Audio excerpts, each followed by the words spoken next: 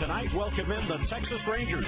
The Birds took 2 of 3 from the Rangers in Arlington earlier this month, and now they're looking to end this homestand on a high note. So buckle up. It's a 4-game series against the Rangers. Game 1 starts right now on MASN.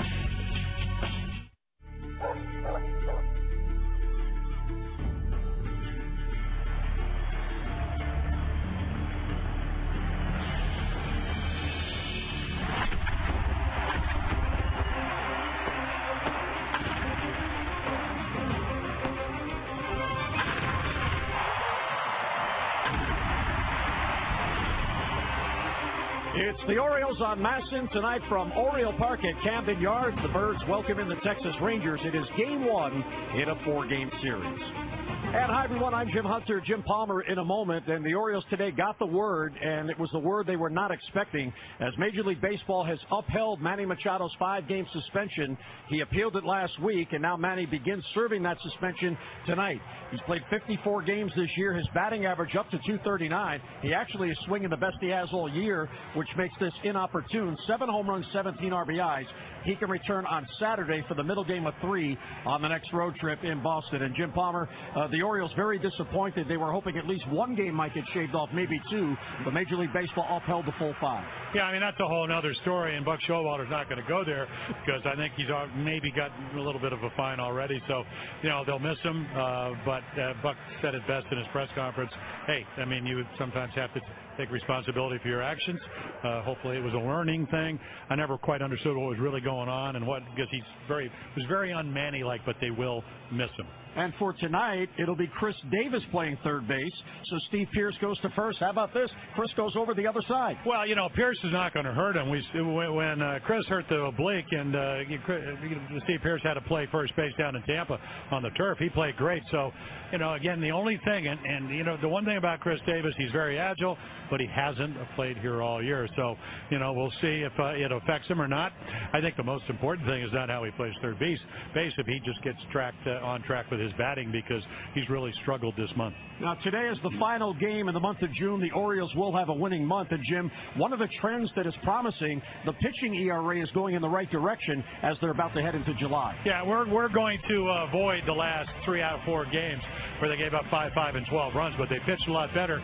The one thing, and everybody, I mean, you know, you go to the gym and they go, why aren't the Orioles more than 3 games over 500? They've hit a lot of home runs in the month of June. They lead the major leagues. Bottom line is they never quite got it all in sync. The runners in scoring position number, if you go back to, a week ago Sunday, when they were in New York, was almost up to 280. Now it's, you mentioned the number this month is, 246 or something like that. So they need to sync everything up. I don't know if that'll happen, but they're certainly going to get an opportunity with another 81 games to play. Yeah, and a good place to start is on the mound. Tonight, Ubaldo Jimenez, he's been sitting on 2 wins since his second start in May. Well, he hasn't won, didn't win in April, hasn't won in June. I saw him in the clubhouse. I said, first of all, they need to get you some runs. And that's what they did for Alex Cobb. Alex Cobb came in that game for Tampa Bay yesterday with 1.82 runs. What did they get him? 12. They hit 5 home runs. So they need 6. They need 6. I told him, you're going to get 6 runs today. Pitch like you did against the White Sox, where he got out-pitched by Noesi, but it was one of his best starts of June. So that's all he has to do, trying very hard to get back on track. And tonight it's the opening game of a 4-game series, the Orioles' final game in the month of June. And now let's join the public address. That you please rise, and that gentlemen remove your hats. This evening, the Baltimore Orioles and Major League Baseball mourn the passing of Frank Cashin. Mr. Cashin served as the Orioles' executive vice president from 1965 through 1975, during the team's most successful on-field era, winning 2 World Series championships, 4 American League pennants, and 5 AL East titles. He also later joined the commissioner's office before becoming general manager of the New York Mets for more than a decade. In honor of his contributions to the Orioles and to Major League Baseball, and in respect for the family and friends he leaves behind, we ask that you please join us in a reflective moment of silence.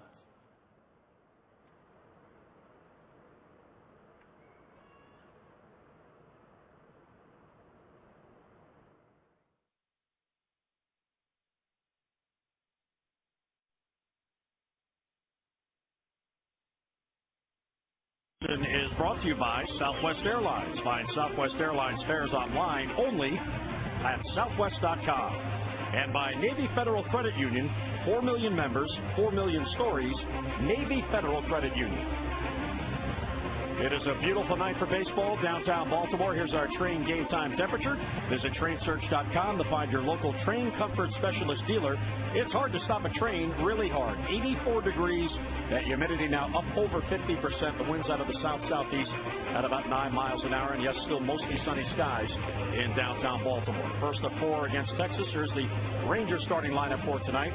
Chu, Andrus, and Pena with Beltre in the cleanup spot, then Rios in right. Martin in center. Chineros will catch. Odor at second base, and Michael Choice DHs. Elvis Andrus, 14 career multi-hit games against the Orioles, and he loves sitting here at Camden Yards. Yeah, well, let's hope that's not the case tonight. Take a look at Ubaldo Jimenez, and fastball 54% of the time. He actually had a pretty good velocity, 92, 93. Average fastball though, 90. Breaking balls, sliders, and a little bit of a curveball at 27, so a little bit over a quarter of the time. And then the important one was the splitter, but you need to get ahead to throw that. So there are the numbers. The one thing you look at right there, 53 walks in only 88 innings. So the base on balls, it's really not about batting average, not about slugging, it's not about home runs, 10 of them, even though he did give up a solo to Abreu, but everybody does that, Jose Abreu in the last start. It's can you get ahead of guys, and can you keep the pitch count down. And he misses low to Sin-Shu Chu in his first season with the Texas Rangers. Chu comes in red hot. He's hitting 3 in a row and is 6 for 12 in those games. And he will work a walk. Yeah, he will. And of course, this year, because of all the injuries they've had, Marlin out with an ankle problem, Fielder the neck surgery, he's had to hit third, and he's a prototypical leadoff guy. And right here, none of those pitches with any good velocity, and none of them even close to the strike zone. So, and I can't really explain that one. But 50-some points higher, and it's Texas a great place to hit. There's a strike, and the one thing about you, when you're this type of hitter and you have power and you're on-base guy, that's what he's always been known for. You're always going to work the count. You're going to get pitches to hit. And there's one, a good late life, and that's what Jimenez is about. If you go back to 2010, he was thrown in the upper 90s. And since then, the velocity's dropped. It's about trying to get ahead, which he can't do. And even here, he doesn't want to walk them because it opens up holes. And Andrus has been hitting better. And as you said, he hits very well in this ballpark. And strike 3. Ubaldo comes back to get him after falling behind 3-0. And Chu disagrees with the call of Jeff Nelson. Well, this is a nice break for the Orioles. It's a grounder. It's underneath his knees. And again, from here, it's over the plate. Right around the corner. You got to remember, the edge of the ball can hit the plate. But this is what you're seeing. You can see it's definitely low. Huge play, and you get the open mouth tap of the helmet. And that's what Chu does. Easily to overreact on that play, and he doesn't, because he did earn the base on balls. But it's a strikeout. Caleb Joseph with a nice job of framing there helped get that call. Here's Elvis Andrus. And Ubaldo misses low. Andrus has a 4-game hitting streak going. See his career numbers here at Camden Yards. Both he and Chu love hitting here in Baltimore. And there's a strike in the outside corner, so 1-1 to count. Well, that surprised everybody in their dugout. Not only was that a breaking ball, it was a good one. That was like the 2-strike breaking ball when you know, hey, I just want to throw it low and away. Working very fast. That's the one thing. I talked to Mickey Callaway, who was the pitching coach in Cleveland last year, and he said the key to Mr. Jimenez is, hey, try to get him with a good, quick rhythm and cadence. And the 2-1 is lined into right field. There's a base hit. How about that? Elvis Andrus continues his hot hitting at Camden Yards. And a 1-out single. Well, take a look at the Oriole defense, and a little bit different with Machado starting the 5-game suspension. Cruz Jones, Markakis, pretty typical outfield. Chris Davis across the diamond. He's going to play third. Hardy, the Gold Glover, the Scope. Boy, what an arm! What some great plays he's made lately. Steve Pierce moves over, and then the rookie Caleb Joseph doing the catching. So how important is that the difference between that leadoff strikeout and a walk with a base hit by Andrus. And there is Chris Davis at third base using Manny Machado's glove. Chris did not have a fielder's glove here, only a first baseman's glove, so he's borrowing Manny's as Manny begins his 5-game suspension tonight. Well, let's hope that the platinum is glittering around that glove. And here is Carlos Pena, but a throw to first. Elvis Andrus will run. He's got 18 steals on the year. Yeah, he's got the most. Martin with 17 down the lineup. So they run a little bit, 58 attempts with 58 successful, 32 being thrown out.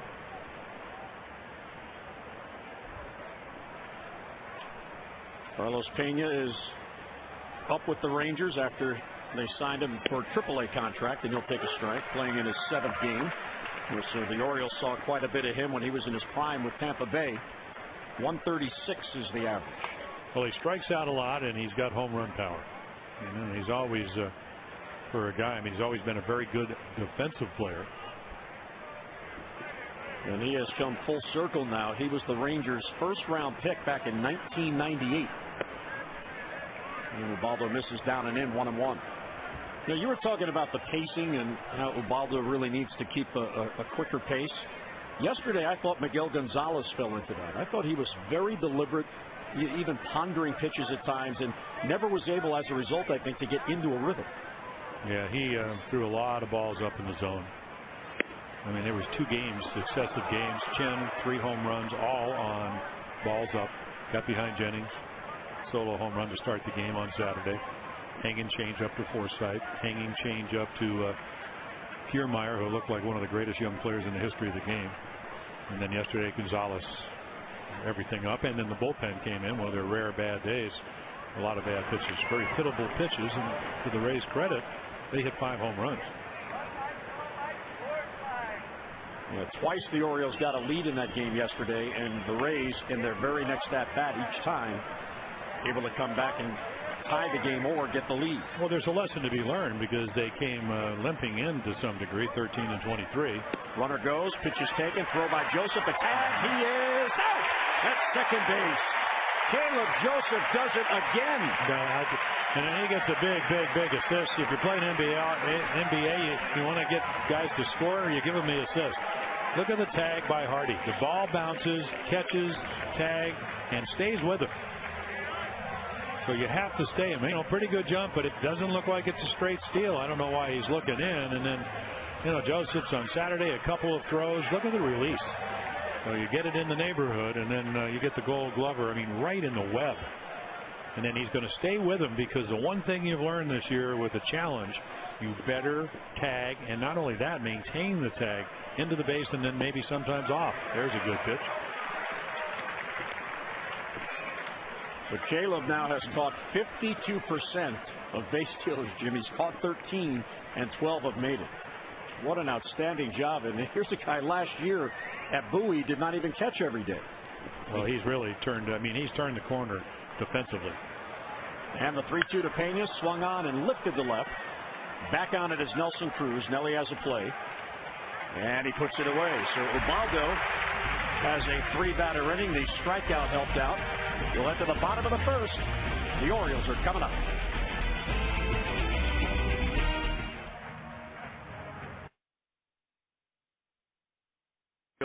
In the bottom of the first, and the Orioles starting lineup brought to you by Southwest Airlines. Find Southwest Airlines fares online only at southwest.com. Markakis, Pearson, Cruz with Jones in the cleanup spot. Then Davis, Young, and Hardy. Scope at second, and Joseph doing the catching. How about Delvin Young in the last 5 games? 7 for 9, a home run, and a couple of RBIs. And they will face Joe Saunders. So fastball 64%, breaking ball 22. A lot of changeups. 33-year-old left-hander, second time he has faced the Orioles. So he's 7-0 lifetime against the Orioles. He's never lost. He has not won a game, though. He's lost his last 7 of 11 appearances, going all the way back till last year. His last win is, the 13th of the month of August. So, again, you can see averages is up, both righties and lefties. Right-handers hitting him better. Adam Jones with the home run, one of the 2 runs. They did not get many runs off him down in Texas. He did give up 2, and Adam hit a home run, but he scattered 10 hits, and he did pitch fact, he pitched the wild card game for the Orioles against the Rangers and was the winning pitcher back in 2012. He's a finesse guy. I mean, he can throw 90, but he doesn't want to throw it over all the time. These two guys have a lot in common. Yeah, he's not a pitch to contact guy. You would think he would be, because he's been around long enough and certainly has the experience to pitch that way. He'll go against Nick Markakis leading off and nearly hit him. Well, there's almost pitching to contact. Drills him in the shoulder. Yeah, up and in, and I don't think Nick likes to get hit. Almost got the jersey. That's what was kind of in vogue over the weekend. Yeah, guys getting hit in the jersey, but it counts. 1-1 the count on Nick. Nick's got a 2-game hitting streak going, 9 hits on the homestand. See the batting average just below 300. He and Adam Jones, they're in some kind of a race for the team lead in hits, each with 101 now. And a foul off his foot. Yeah, that's one thing that lefties can do. I remember the late Mike Flanagan thought Doug Johns in one spring training, one of the most effective hitters to guys like Nick Markakis, who hit lefties very well. Don Mattingly, I mean Mo Vaughn back in that era, was to be able to run the 2-seam fastball on the inside corner. Because what all good left-handed hitters against lefties have in common, they cover the outside part of the plate with their front shoulder. Well, Markakis has had a lot of success against Texas, in particular with his slugging percentage. And that's something with Nick that you look for maybe in the second half to improve upon overall, but he's certainly done it against Texas. Well, that's a pretty heady company. And another foul off his foot all the way out to Pena. Again, another 2-seam fastball. You just hold it with the seams and run it in. And what Planty taught Doug Johns was this pitch right here, because Nick, he's such a good hitter because he can cover and hit the ball the other way, cover that outside corner. So you're protecting away, and Brooks Robinson used to always talk about toughest pitch with 2 strikes is the ball in. And the 2-seam fastball runs in on the lefties when thrown properly. And a good take for ball 3. Now, of course, that's the same pitch, and Bedard doesn't have quite the velocity, but off of Eric Bedard, the first run off him was a home run by Nick Markakis on a 2-seam fastball, but it was about 81 miles per hour. And the 3-2 is ripped down the line, but it's going to go foul. That's that same pitch, Jim, and he's just trying to fight it off. Cover away, react in. Joe Saunders is from Springfield, Virginia, which is approximately 57 miles from Camden Yards. He was the Angels' first-round pick back in 2002 out of Virginia Tech. The Orioles that year drafted Adam Lowen with their first-round pick. And there's a pitch high. And a walk to Markakis leading off. Well, take a look at the Rangers' defense. Ron Washington, their manager, said there is no defense for walks. Martin and Rios, pretty good at outfield. Beltry, the Gold Glover, Andrews, Odor, Pena, who can really pick it, and then Chirinos, who's throwing out more runners, 49%, 19 of them. Maybe not the highest percentage now that Caleb Joseph threw out Andrews, but that's the highest percentage in baseball. The most runners with 19. Well, here is Steve Pearce, red hot. Hits well against left-handed pitching. Hits well against right-handed pitching. Especially in June. He's hitting everybody. Yeah, he's having a nice June. 5 left in June, 358. I mean, the numbers have come down a little bit. That gives you an idea how hot he is, because the league adjusts. Gets up more. Scouts are seeing him. Hey, don't stay out over the plate. Right there. Well, that ball is going to go. Steve Pearce gets it out over the plate, and the Orioles grab a 2-0 lead on a long home run by Pearce. Well, that's what I'm talking about. If you cannot pitch in, change speeds down and away, he's been having quality at bats. So the 8th home run of the season. And there are the Orioles, 43 home runs, most in Major League Baseball. And just like that, our Maryland Lottery contestant of the game, Rhonda Terrell Carroll of Forestville, has won another $500, $500 for being selected, and now $500 for the home run by Pearce. So Joe Saunders says, okay, what do I want to do? I want to be aggressive. He walks the first guy. I want to keep the ball in the ballpark. 1-0 home run. Well, again, do you get a good pitch to hit? You be the judge. Inside middle.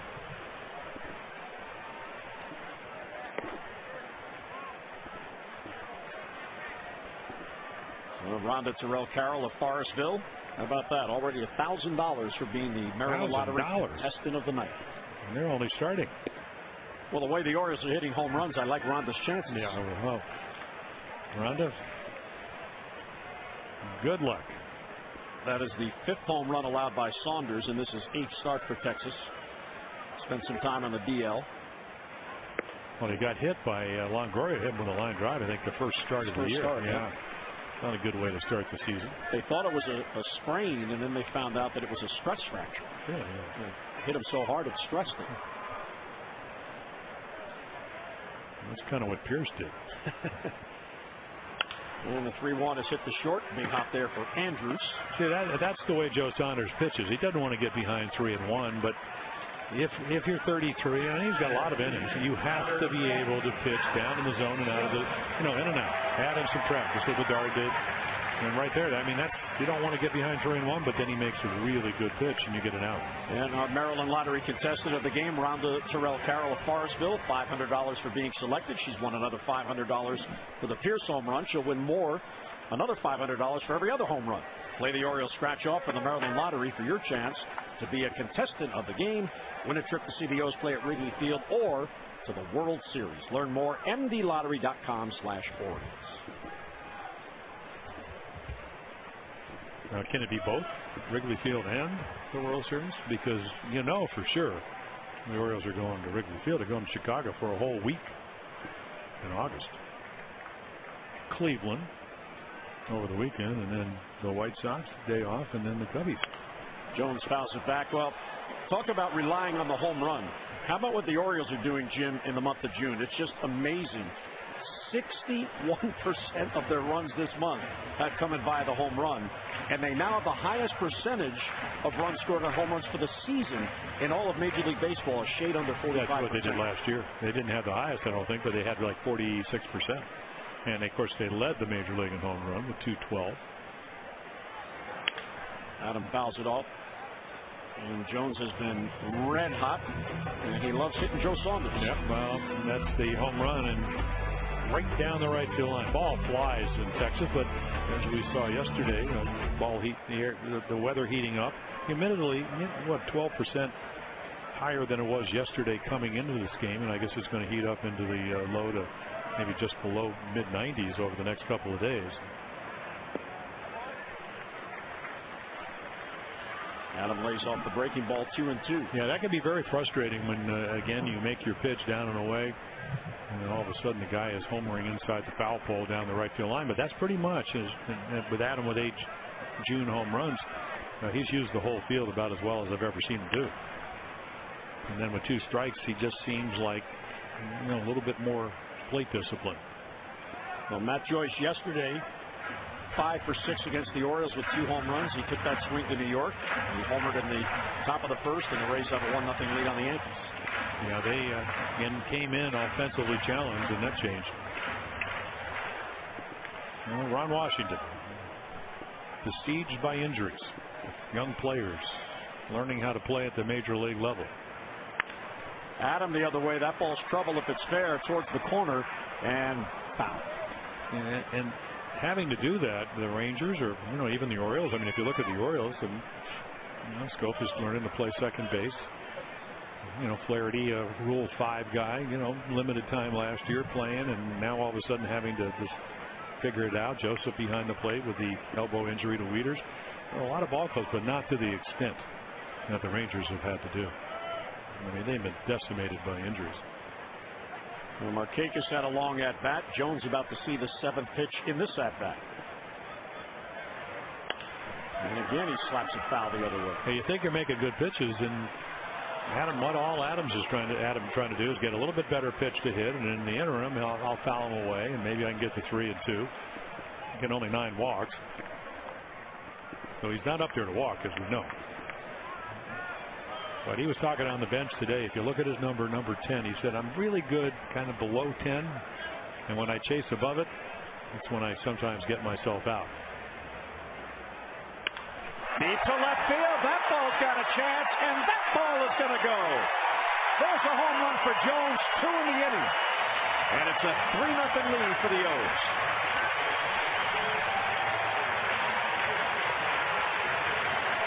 all about number 1 being Adam Jones. 33 home runs last year.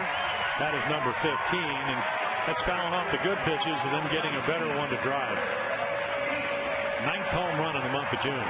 And how about another $500 for our Maryland Lottery contestant of the game, Rhonda Terrell Carroll of Forest Hill. $1,500 already, and we're still in the first. Well, what's that song? Help, help me, Rhonda. Help. People will be calling her if they keep hitting home runs. Look at this slider. See, again, he fouled off the good pitches, and Joe Saunders is trying to throw it off the back foot and doesn't get it there. And Davis lays off, check swing, and Scott Barry says he did in fact check. So Adam hits number 15. He has 49 RBIs. Well, so that's already more runs than Jimenez gets on an average for all the games this year. I told him he's getting at least 6. The Orioles are going to do an Alex Cobb, where they got him 12 when he was getting 1.82.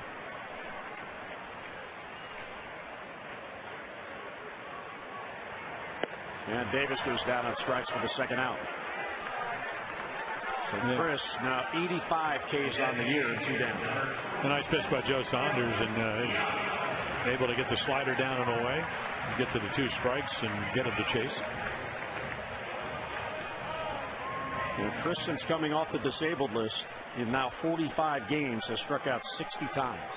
Well, I talked to a lot of Texas people, and their comment was he's swinging like he did when he was a Ranger, which is not a lot of plate discipline. Roman Young fouls it off. And hopefully that'll change.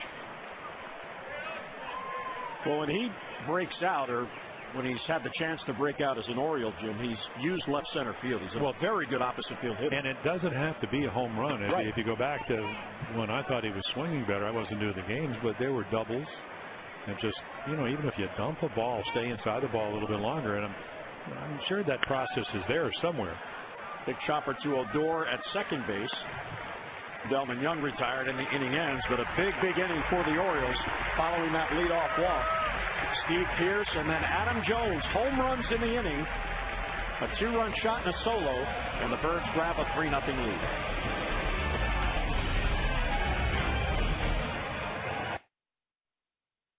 To look forward to Miller time later in tonight's game. All brought to you by Miller Lite. Well, those guys are celebrating home runs. Yeah, just think you get to hit maybe 3-4 more at bats. So for Mr. Jimenez, there's your run support.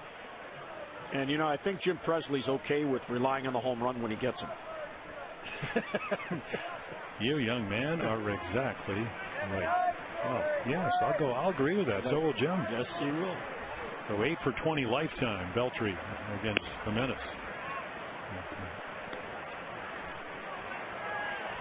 I mean, he's been red hot. He's having a .394 June with 4 home runs. Those are the numbers we were talking about. And Ubaldo falls behind 2-0. Well, we always talk about the shutdown innings. They get you 3. Try to come out, be aggressive. You get 3 runs to work with. I mean, you throw them down the middle, but there's a good moving fastball. That's the one thing about Ubaldo is that in 2010, that would have been 95, 96, 97. Well, he doesn't have that, but he does have movement. And you have to trust that. So sometimes throwing a ball to the middle of the plate means it's not going to go there. Because it's not about the fact that he gets hit that hard. It's a combination of the base on balls and when they happen, and then what happens after that. Yeah, I mean, you look at his numbers, and base runners per 9 innings is not too out of whack. Bounce it at third. First test for Chris Davis, who backhands and fires across. Yeah. Just call me Manny. Yeah, it's in the glove. It's all about the glove. That's right.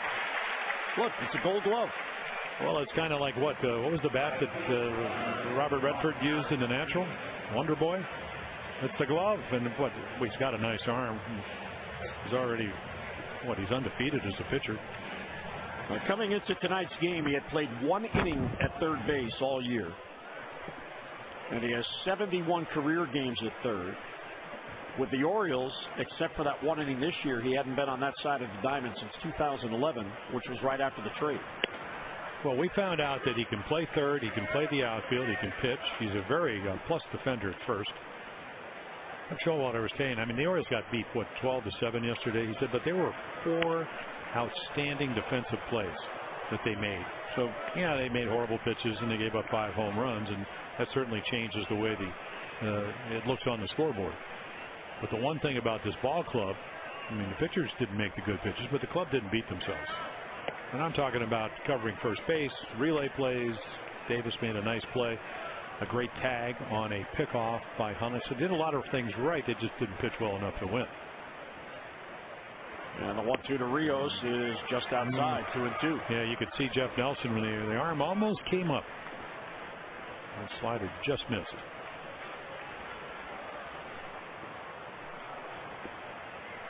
Rios tied for 9th in batting in the American League. There's a lot of speculation that with Texas so far out of it in the AL West that he might be traded. And his bat certainly would be helpful to a contender. Yeah, the only thing he hasn't done this year is hit home runs. Home runs are down only 3, but over 300 with the average. Yep. Went too far. And 93. Yeah, well, if you pitch ahead, Jim, you get those calls. Because again, if it's 2-0, 2-1, 3-1, they're looking for their pitch. 2 strikes, they're defending, and you expand the strike zone.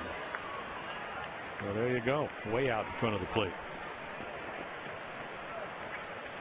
Second strikeout for Ubaldo, who averages a shade under 8 per game. See his numbers against Texas. He has always enjoyed pitching against the Rangers. Leonis Martin takes a strike. Well, he's, when we talk about Ubaldo, he's pitched well in his last 3 starts. Even the game against, that was the Noesi game where they just didn't get him any runs. They gave up 4 runs, but, otherwise he would have given up 2 in the 6 innings. They would have gone to the bullpen. The game before, 1 run, and that was up in New York, and then Toronto. We know how they can hit. Fly ball, shallow left center field. Jones will glide to it, and he has it for the out. And Ubaldo has that shutdown inning. His team gets in the lead. He retires Texas 3 up, 3 down in the second.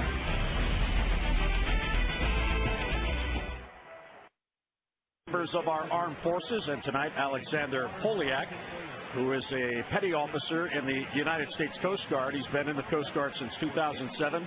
Here at the game tonight and back home, just completed a tour of duty as a search and rescue radio watchstander in Juneau, Alaska. So we'd like to send our best to Alexander Poliak and all of our armed forces members as they continue to do a wonderful job preserving our freedom.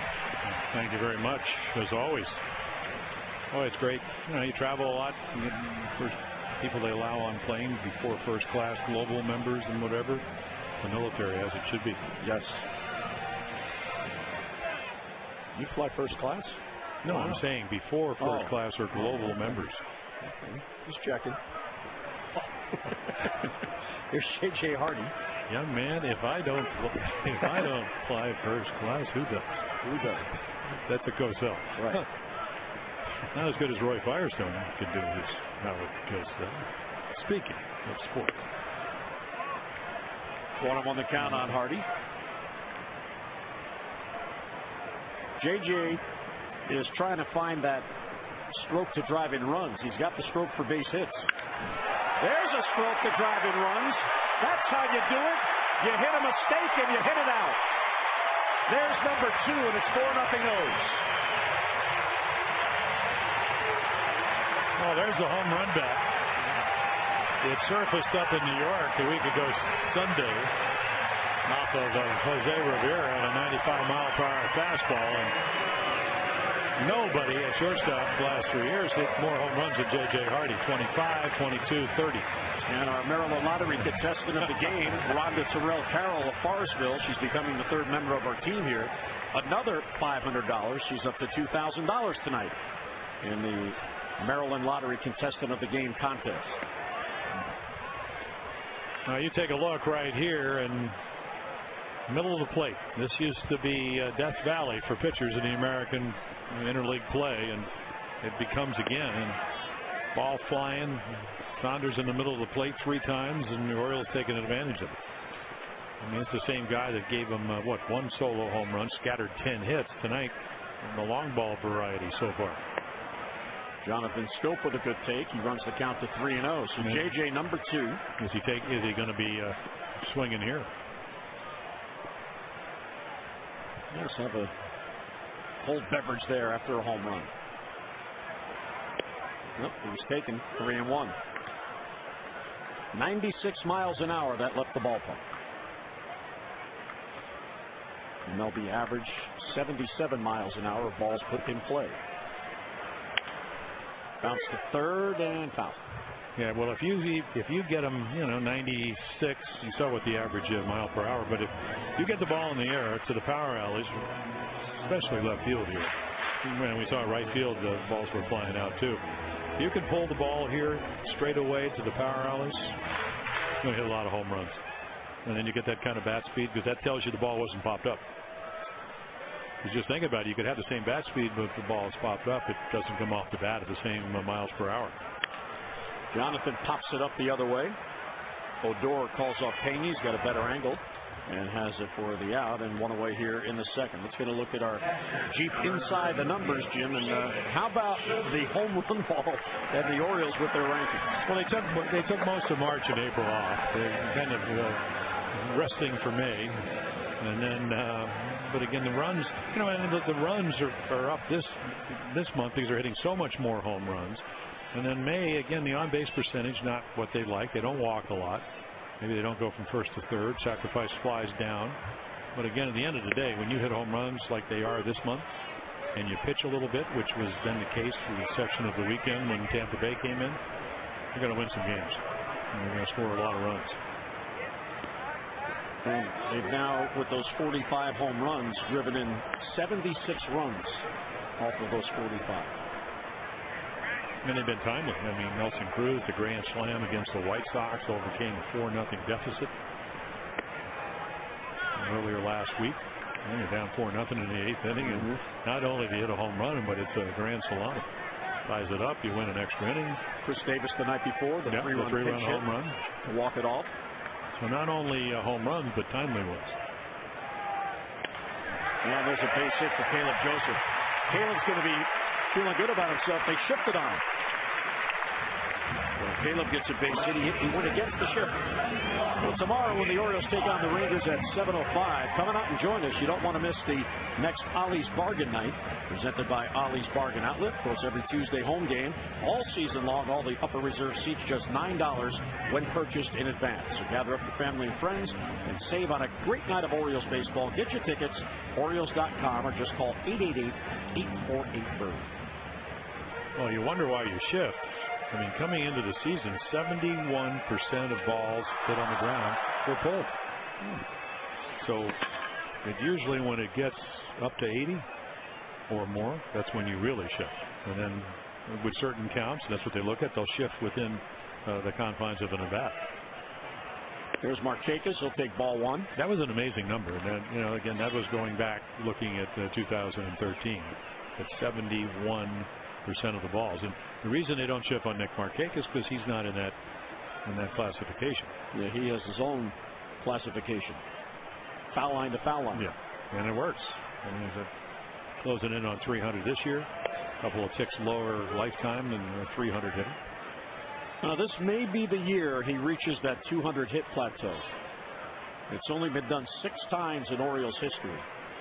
He came close his second year, 2007. He had 191. Both he and Adam have that as a goal this year to try to reach 200 hits. It's a real good goal because you know that if you do that, you're helping your team. It's not one of those hooray for me goals if you set it, because if you get 200 hits, you're helping your team all season long because of the consistency. But Buchola will get the pom-poms out. Oh, absolutely. Hooray, you're helping me. Yes, that's right. And then, of course, he helps you so many other ways defensively. And you look at his season, Jim. He had 30 hits in April, 38 in May, and now he's got 33 in June. So very, very consistent. Well, he's healthy. Last year, back problem after coming off the hammock bone in 2012, the broken hand. TC Sabathia hit him. He couldn't even play in the wild card game or the division series. and hurt his back last year, so never could do the conditioning. It would have been a little bit different this year. And you could see how well he's seen the ball by the pitches he takes. Well, also you got a guy that's got to be a little tentative on the mound. I mean, I don't mean this laughingly, because I don't know if I've ever been this. Did this in an All-Star game. We have already given up 3 home runs. But Joe Saunders, you got to say, boy, they're seeing what I'm throwing tonight. 3 home runs, 4-0 deficit already here in the second inning. And a bouncer towards the middle. Andrews doesn't make the play, and Joseph's going to go to third. Oh, indecision there, Jim. He was wondering what to do with the ball after he gloved it, and then he didn't glove it. Yeah, I mean, you got to catch it first, and Ron Washington, the skipper, certainly knows that. And so he's already by the bag, so he's going to, am I going to catch it? Am I going to have a chance to go around? And right here, I mean, he's thinking, oh, I got to catch it, but he never does. And then he's thinking, am I going to get it to Odor, the second baseman? And not only does it go through, Caleb Joseph running hard because he's thinking maybe I have to break up a double play, gets all the way to third base with 1 out. Mike Maddox is going to come out, have a little talk with Joe Saunders. And that has been ruled an error on Andrews. Yeah, I don't think they would have got a double play, but what they would have gotten was at least 1 out. So if you get that, and it most likely would have been the lead runner, Saunders would have been 1 out from getting out of this inning. So Andrews commits his 9th error. Orioles have first and third and 1 down, and here is Steve Pearce, who has already done damage. And it's not like he's shown us that he's got the kind of stuff to this point that he can pick up his defense. And then you got a guy that's already homered after the leadoff walk to Nick Markakis. For Pearce, it was his 8th home run. And he fouls it back, and he got all of it in the first inning. Yeah, trying to go in, but doesn't get in. And that's one of the consequences of pitching in small ballparks. Oh, there's a happy fan, and whoever he's hugging. Oh, it's great. You go to the game, you catch a home run ball hit by one of your birds. Pearce fouls it off. So now let's see if and we've seen him do this. Steve has really battled counts. He's going to have to, because Saunders is going to hunt a strikeout here. And he would love to strike him out or pop him up and at least keep it 4 runs. Orioles have them on the corners with only 1 down. Saunders does have 1 strikeout so far. And the 0-2 is upstairs, 1-2. Buck, before the game, when he met with the media, he was asked about, all right, well, how are you going to replace Manny Machado? He's got Chris Davis at third tonight, so he can move Pearce to first. And Buck said he's been trying to get Delman Young in the lineup more, but the problem is, and it's a good problem, Pearce has prevented that because he's been so hot. So he continues to get the starts, and Delman continues to come off the bench.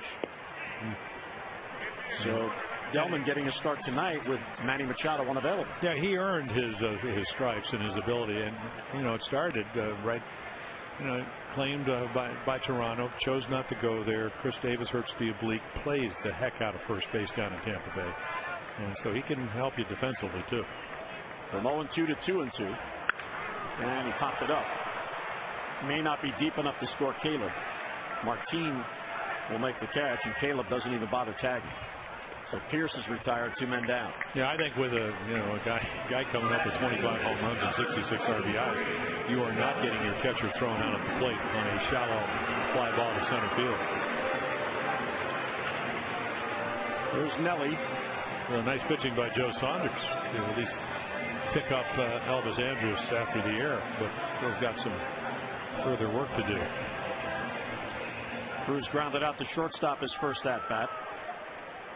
He's having a strange year in regards to his splits, Jim. 20 RBIs at home, 46 on the road, more than double his RBI output on the road. Well, 9 home runs here, and then 16 on the road. He hit a couple over the Chicago, the Grand Slam, and then one against Tampa Bay. And you can see those numbers; they're pretty glowing. But again, when you have this kind of year, they've always known he's a powerful guy and he can hit home runs. You get pitched to, so they're pitching him very carefully. Unfortunately for Saunders, you got Adam Jones right behind him. Again, if he pitches around Cruz or doesn't make his pitches, he has a guy that homered down in Texas and is already homered tonight. So you want to get yourself right into the shower, pitch around Cruz to get to Jones the way he's hit you. Saunders is the only active pitcher who has never lost to the Orioles, having made at least 10 starts against the Birds. And he trails here 4-0, so that may go by the wayside in the record book. Well, 7-0 and a 3.98 ERA. But if you're a veteran, and here's his pitching coach Mike Maddox looking on. If you're a veteran, you're just trying to get out of this inning. I mean, it's like you're going down for the second time in the pool. You're not a really good swimmer. If he gets out of this inning, everything changes. And it's not only for him; it's for his ball club. I mean, just think about it. The dynamics. You've given up more runs than you anticipated giving up. If you can get out of this inning, they go in there and they go, "Hey, we got a chance though." Now, if Cruz hits one, I don't mean a home run, but single, double, whatever, that means Jones gets to the plate. And, after that 7-run 7th inning yesterday, or was it a 9-run inning? 9 runs in that one inning. Well, no, 7. 7 runs. It wasn't that seemed bad. like 9. Well, the bullpen gave up 9. That's right. 7 in the 7th. In the game. Anyway, the Orioles know what big innings and what that can do to ball clubs. Yeah, right to the second baseman Odor. They'll flip to Andrews. They get the force on Markakis, and that will end the inning. But the Orioles do get a run on J.J. Hardy's second home run of the year. And yes, the celebration on the bench. How about some seeds? Here at Camden Yards, the fans turning out to watch Ubaldo Jimenez, who's looking for his first win since May the 8th. The strikeout of Rios and getting some help from his defense. Joseph had caught stealing and Chris Davis at third. And, oh yes, the Thunder. 2-run home run by Pierce. A solo by Adam Jones. And then J.J. Hardy hits his second on the year. When he hit his first in New York, they gave him a silent treatment. He gave himself a sunflower seed shower. And today his teammates do it. Jeep inside the numbers. How about run support or lack thereof? Well, yeah, lack of. But that can change. It changed for Alex Cobb came in yesterday. He really didn't pitch as well as he has. He was 3-1 with about a 1.36 ERA. So he gives up 4 runs, 3 earned, but they get him 12. And, so let's see. 2.45, and he's got 4. And we're only through 2 innings. So I like the trend. But you have to understand, you know this as well as I am. When you're a starting pitcher, they get you runs, you come back out, you get them out, and you get your hitters up there again. It's just a process of you get them out, more runs, out, more runs, or at least give them the opportunity to do that. So there, like I said, Saunders pitches out of maybe more runs. So now all of a sudden you got a guy, Chirinos, who's been very hot. He goes 3-0. They get a guy on. Next guy hits a double or a looper or whatever. And all of a sudden they think, hey, we have a chance to win. And lays it in there for a strike. Chirinos on the just concluded homestand for Texas. 5 out of 13 with a home run. Well, he's having a great June, Joe. I mean, he's hitting over 300 with 5 of his 7 home runs. There's another base hit. There's a double. Jones trying to cut it off. He gets there. Chirinos is trying for 2. Here's the throw. He is out at second base. Well, you're going to see a challenge here. But again, you don't have a challenge, and here comes Ron watching. The whole bench was up over the railing. If Adam Jones doesn't get to it, you got Nick running away from the play, Nick Markakis, so he's going to have to turn and throw. You got Adam going the other way, has to try to pivot and turn. So again, if you don't make a good throw, I mean, look at the slide in the play. I mean, it's a glove outfielder. And does he get the glove down? No. Nope. He's safe. Oh, he's safe. And it's going to change. See, I think the foot gets in because the throw, it's not that it was off a whole lot, it's just the timing where the glove just didn't get there under the tag. And he's not going to challenge. No, yeah, he is. He's got to. Either that or they don't have a guy. Oh, now he's going to challenge. Yeah. He went to the crew chief, Jeff Nelson, to tell him. Yeah. If you did not challenge that, you don't have anybody in the video room. Right. Yeah, this will be overturned. He was safe, or it should be overturned. And we have seen that with some obvious calls, at least to our perspective, that we're not changing.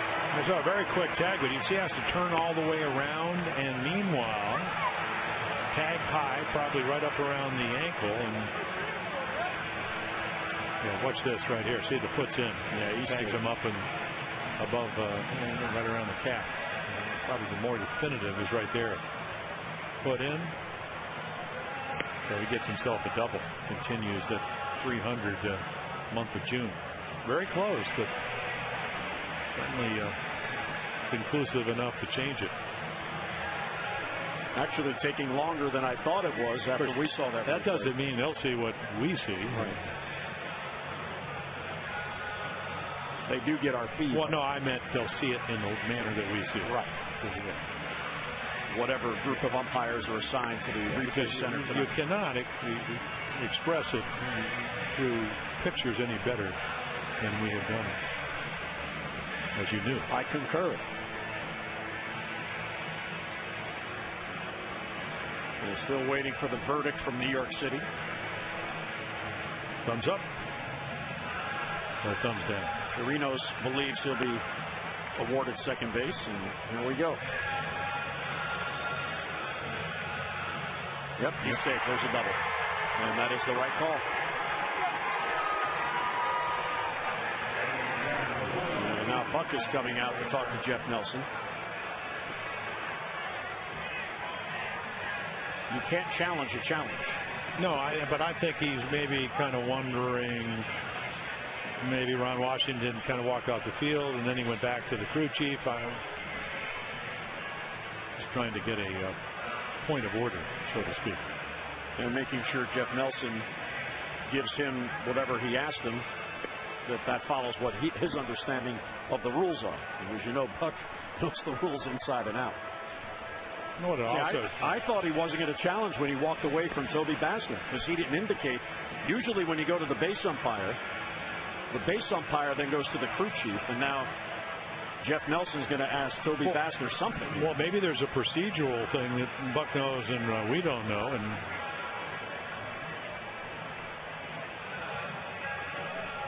he obviously looks safe, but again, there are procedures that are put in place. And you know, Buck knows the rules. Yeah.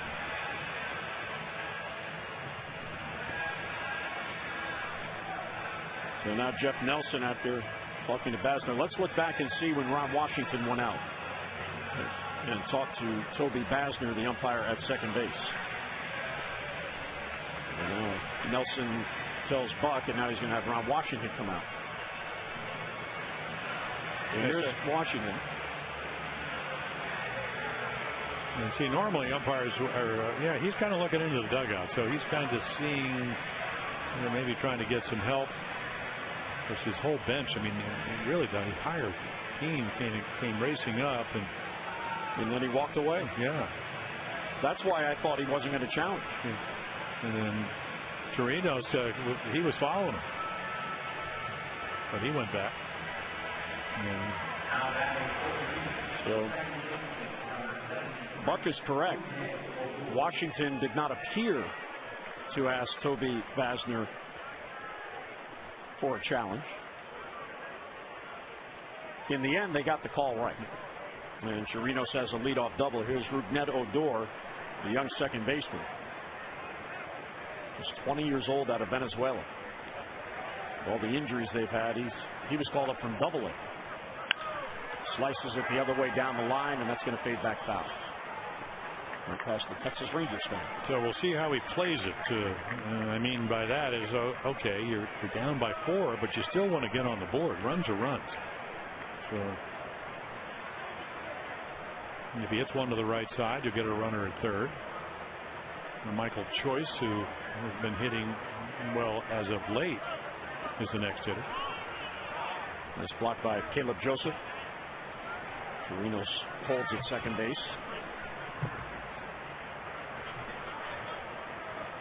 Ubaldo in his last 9 starts, 0-4 with 5 no decisions. Oh, that's the run support. That and maybe not pitching quite as well as he would like. And he has not won a game all year here at home. This is inside.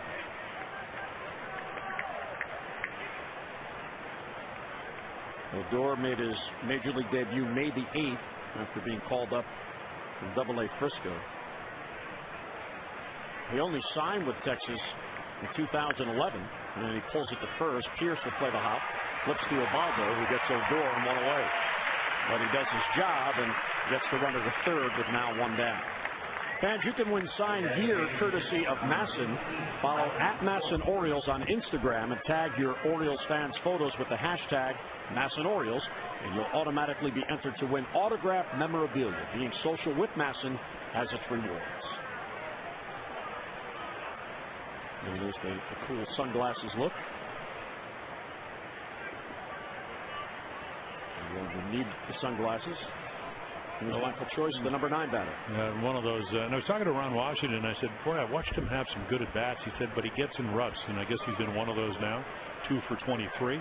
See if Jimenez can exploit that. He takes the ball that most young hitters would swing at. He works the count into his favor. Strong guy. He's got some power. 2 for his last 23 and 5 for his last 55.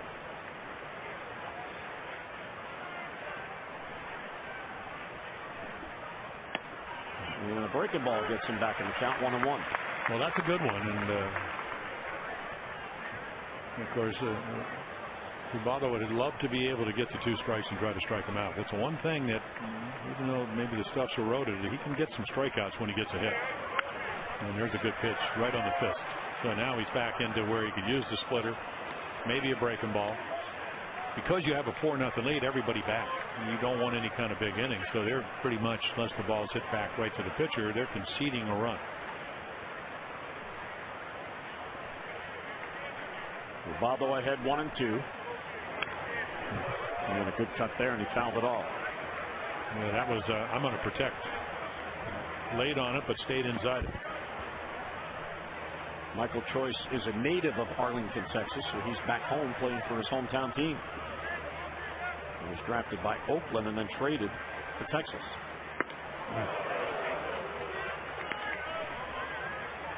But you don't want to get to the point where you end up walking, and sometimes you go hunting for a strikeout because of the count, because of where the runner is, and all of a sudden you walk a guy and you get yourself into a big inning. There it is. If you throw it a little bit closer. I think the one thing from watching Ubaldo last year and this year is the command of the split-fingered fastball. It just seems like it's more like a ball out of his hand, so guys don't chase it quite as much. And the payoff pitch is swung on and missed. Oh my goodness, what a breaking ball. He had him badly fooled, and a big out, 2 away. Yeah, I'm not sure this was in any of the films. It's almost like he drops down. And then Michael Choice says, wait a minute.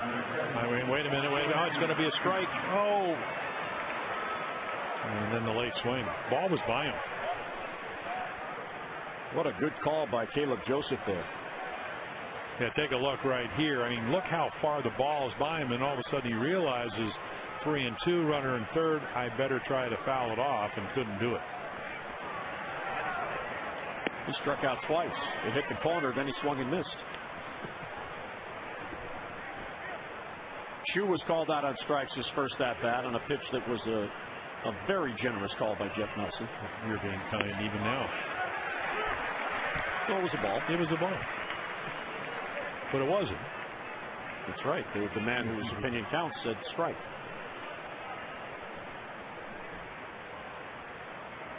Well, he can pick up Michael Choice with a base hit, and good swing there. There's a splitter that stays up, but you do get the strike, and Caleb's looking. He's looking to make sure his cheek is still there. Oh, yeah. I always thought Tyler Flowers get hit in the mask and it cut his nose. Tom Snyder had to come out, but a long-time trainer for the White Sox. He looked like a fight doctor. There's a splitter and big swing. Strike 3 called. He gets Chu for a second time, and he works around a leadoff double. We'll head to the bottom of the third with the O's in front.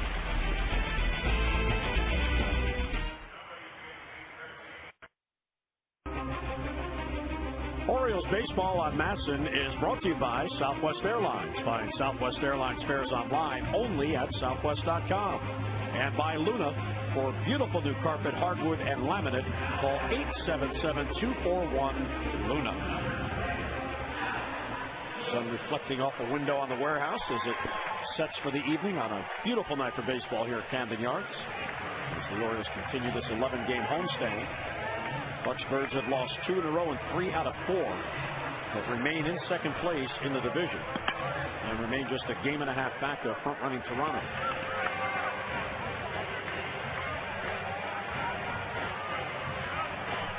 Yeah, everybody's catching up though. Red Sox, they're within what? 6. Well, yeah, but the one number you look at is the loss column, and they're back 44 losses now.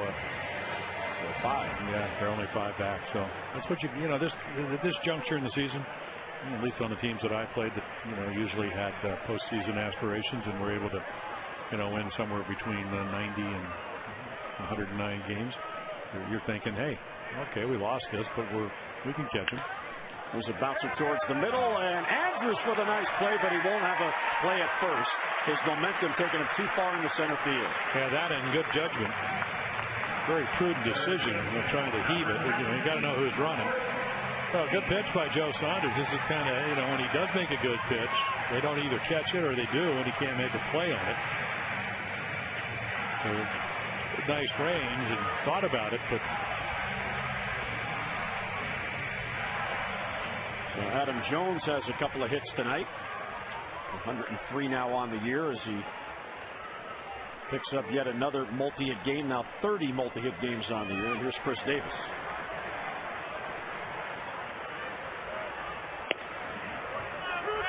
And Saunders gets ahead on 1. Chris is now 0 for his last 12 and 3 for 19 on the homestand.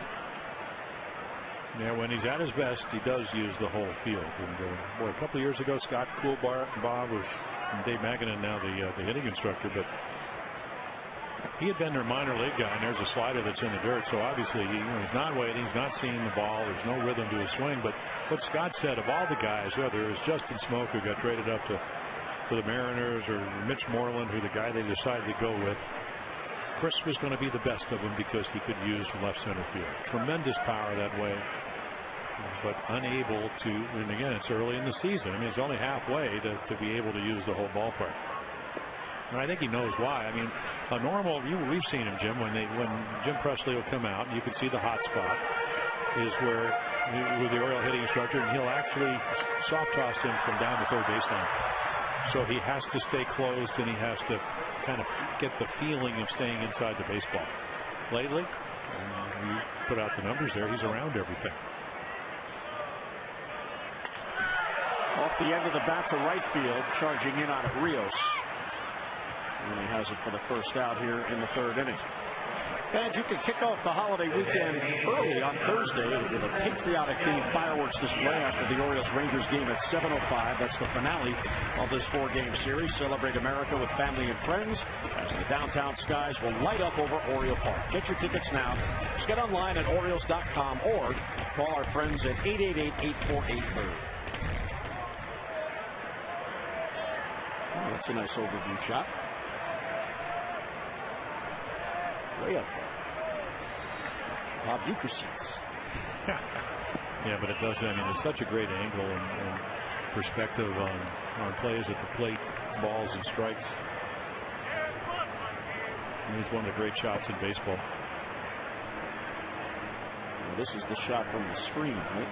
Behind him. Well, and really kind of gives you an idea. Yeah. A lot of times our center field cam moves off a little bit or whatever, so you kind of look at the glove when you look from this angle. Third, backing up on a Beltre. Out there, Odor back to first and in time. Bowman Young hustling down to keep the inning going. And Jones trying to get into Odor second base. You think Odor doesn't hear him coming? Kind of a slow developing play anyway because of the high hop, and Beltre, who's a plus defender. Times he's won a Gold Glove. He had to back up, so you're not going to turn to it. And there he is with his former Tampa Bay teammate Carlos Pena at first. Pena's been teammates with a lot of people, yes. as Delman. That's right. where the first chases him. Here's JJ, hit his second home run of the season. Now has 6 RBIs in June. And he'll take ball 1. Yeah, Joe Saunders, you can see the pitch count is to 65. He's just trying to figure out how to, and we saw a little bit of it, as to get back to pitching on the edges of the plate. Trying to get ahead, but not too much of the cowhide over the rubber plate that's 17 inches wide. So you get an extra, if you take the edge of the ball and you put it on both sides, you can make that 17-inch plate when you're pitching well about almost 22 inches wide. And when you're pitching poorly, they all seem to end up in the middle of the plate and get hit. Good breaking ball there. 1-2 on JJ. Nice curveball. Starts in the strike zone, ends up as a ball. And then you got to go back to the home run. It was 2-1 fastball that he didn't quite get anywhere but inside middle, and JJ was all over it. Well, his home run came leading off the second. Yeah, and no doubt about it. Say went up there probably 15 rows or whatever. And if you've been around as long as Joe Saunders, I mean, he's not that old, he's 33, but you know what the results are going to be when you're throwing 90 in the middle of the plate. And that was it. And a good take for 2-2. If you're young and you're left-handed, you're going, geez, how did he hit that pitch? Well, you've been around the block a few times, as Saunders has. You know exactly why they hit it, and you try to make some adjustments. You can see 70% fastballs. Let's try to, again, make better pitches with them. And the 2-2 is popped up near the Orioles dugout and in the Orioles dugout. That ball landed right behind Buck Showalter, and he never moved. Oh, he's an outfielder. Jonesy retrieves the ball and gives it to a fan.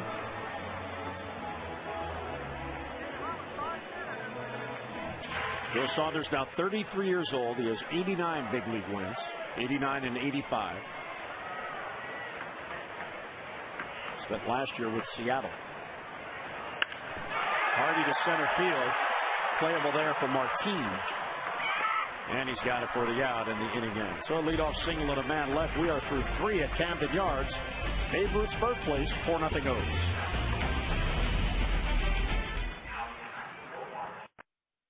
Brought to you by University of Maryland, University College.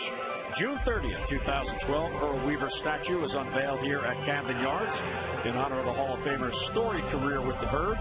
Earl led the Orioles to 4 American League pennants, a World Series championship in 1970, and 5 seasons where the Orioles had 100 or more wins. The Earl of Baltimore passed away 7 months later on January 19, 2013 at the age of 82. Yeah, what a great summer that was for all of us. And I mean, all of us fans and guys that had their statues out there. And Earl didn't miss any of them. That's right. He was in all 6. And of course, we all thank the Angeles family, because you wouldn't have monument or statue, whatever they call it out there, Legends Park or whatever, without them.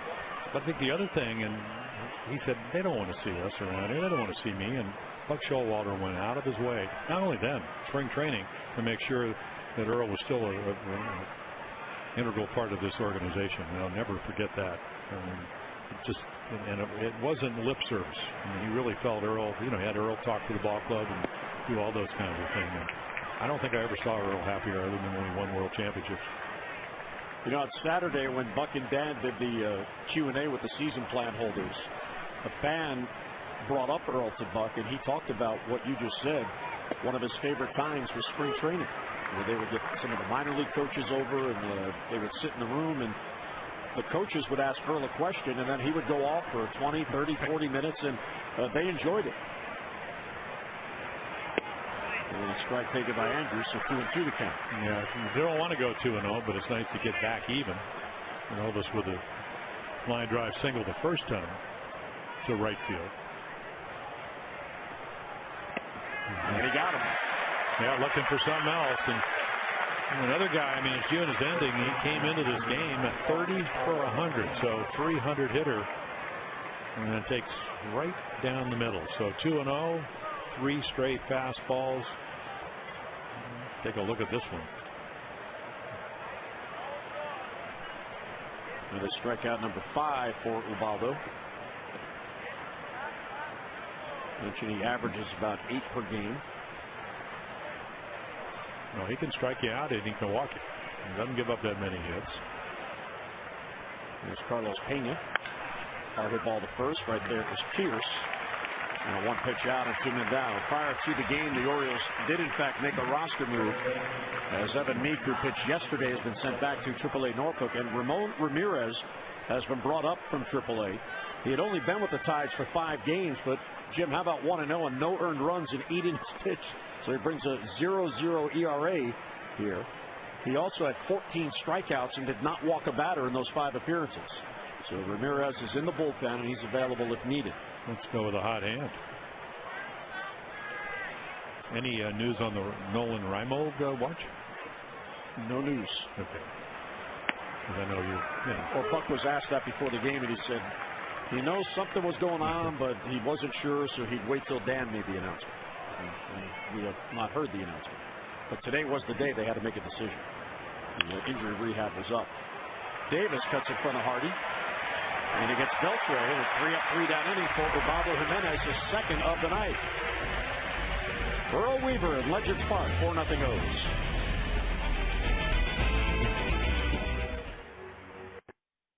Schedule from routine to the most specialized eye care.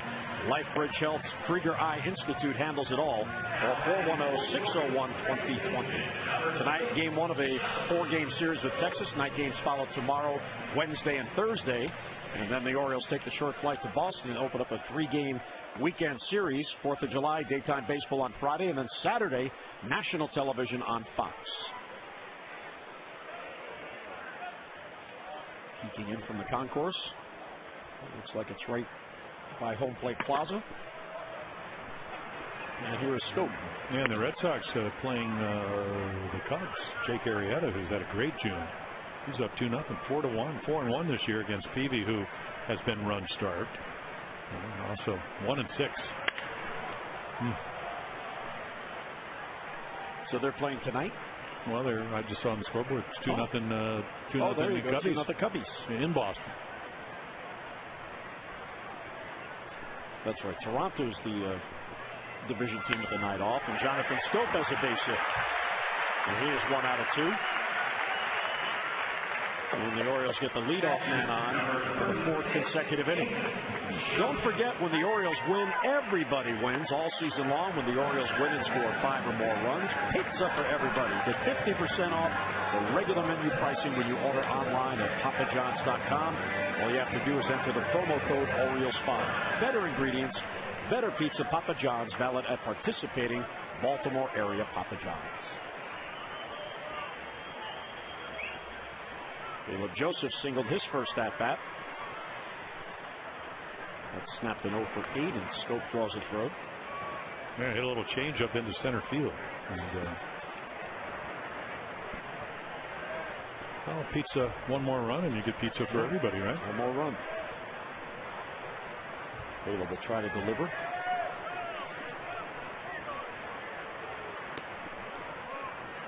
Oh, yeah, I got it. Yes.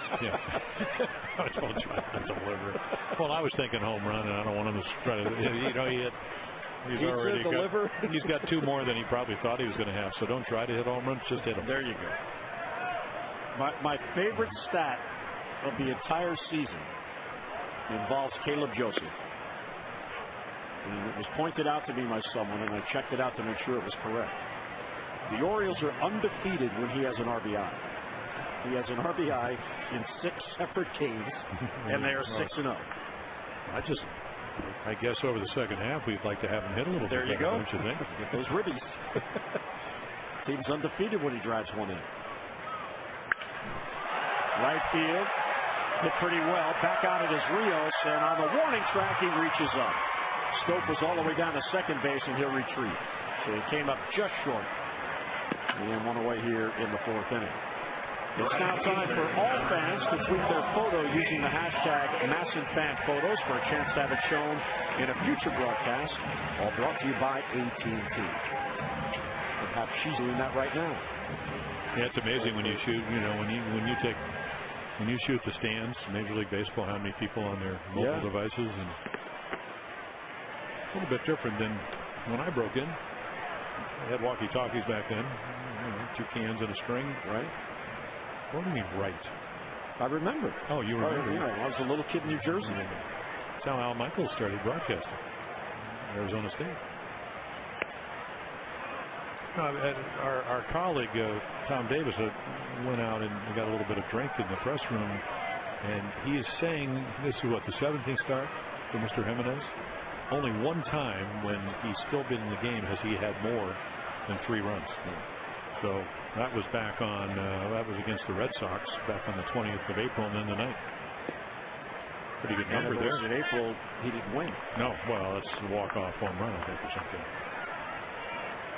Oh, he gave up a 3-run home run and left 5-3, and then the Orioles, they lost. His job tonight is to get deep. The Orioles are intending, as Markakis slaps it to left field, but it hangs for Chu, and 2 men down.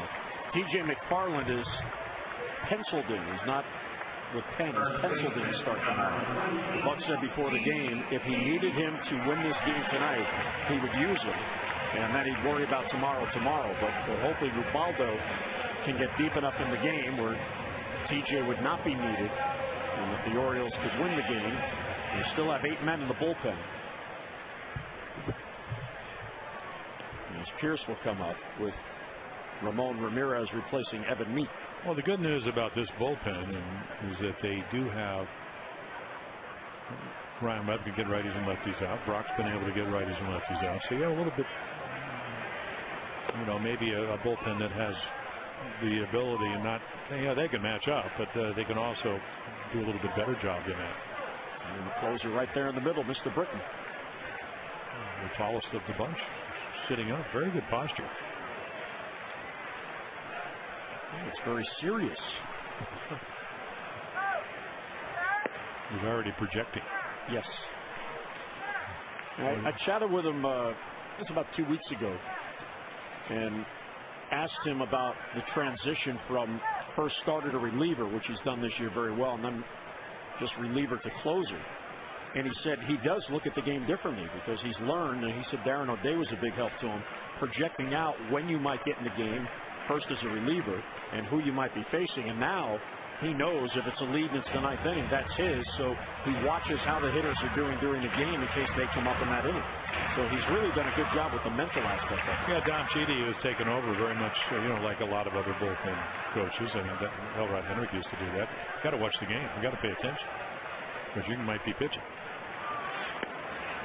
Yeah, you're talking about dedication. Buck revealed today that Kevin Gausman is at Aberdeen, and so is Dylan Bundy. And Dave Wallace and Dom Cheedy drove up to Aberdeen today so they could be there for their bullpen sessions. That's dedication. And then report here for work for a full night. Here's Dom.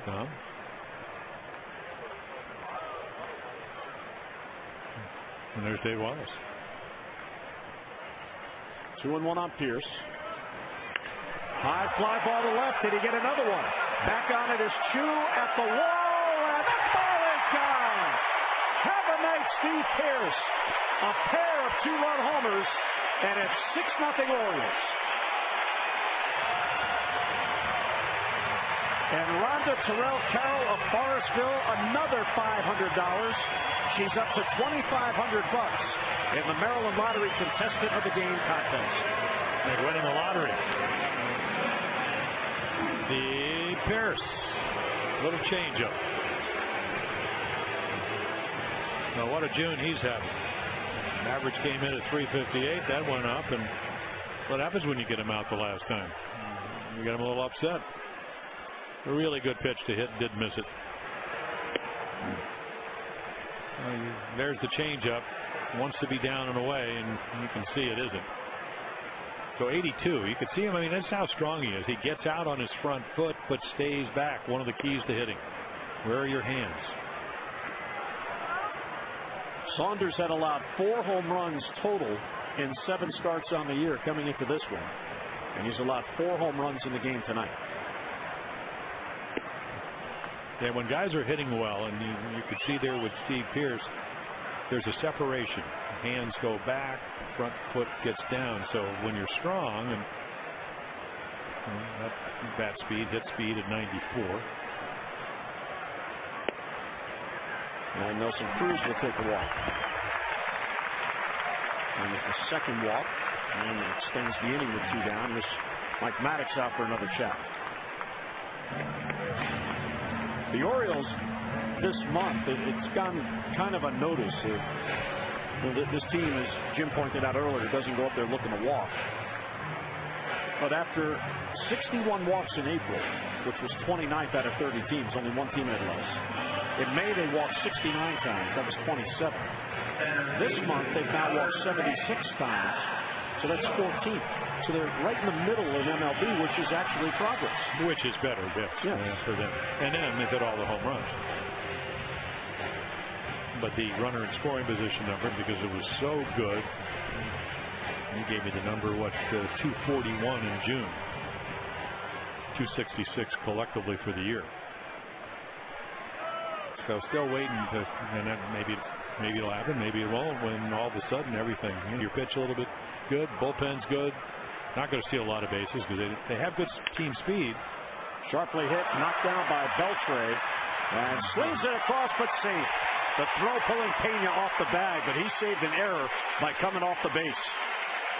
Well, it's an error anyway, because the ball's hit right at him, and you root for Adam to get a base hit, but I can't believe that he would, even though the ball comes up a little bit, it's right at him, and very rarely do somebody of Beltre's caliber do you ever not give him. I mean, see, it's hit right at him. So, I mean, it's just a routine play, and then really quick throw, but it tails. And you can see Pena. So it's a big, I understand what you're saying, the throwing error, so you don't get the runner advance for Cruz, I should have said errant throw, because he did. Jim Henneman did charge him with an error. Yeah, second error of the game. And that gets Davis up with 2 on and 2 down. And again, swings through it.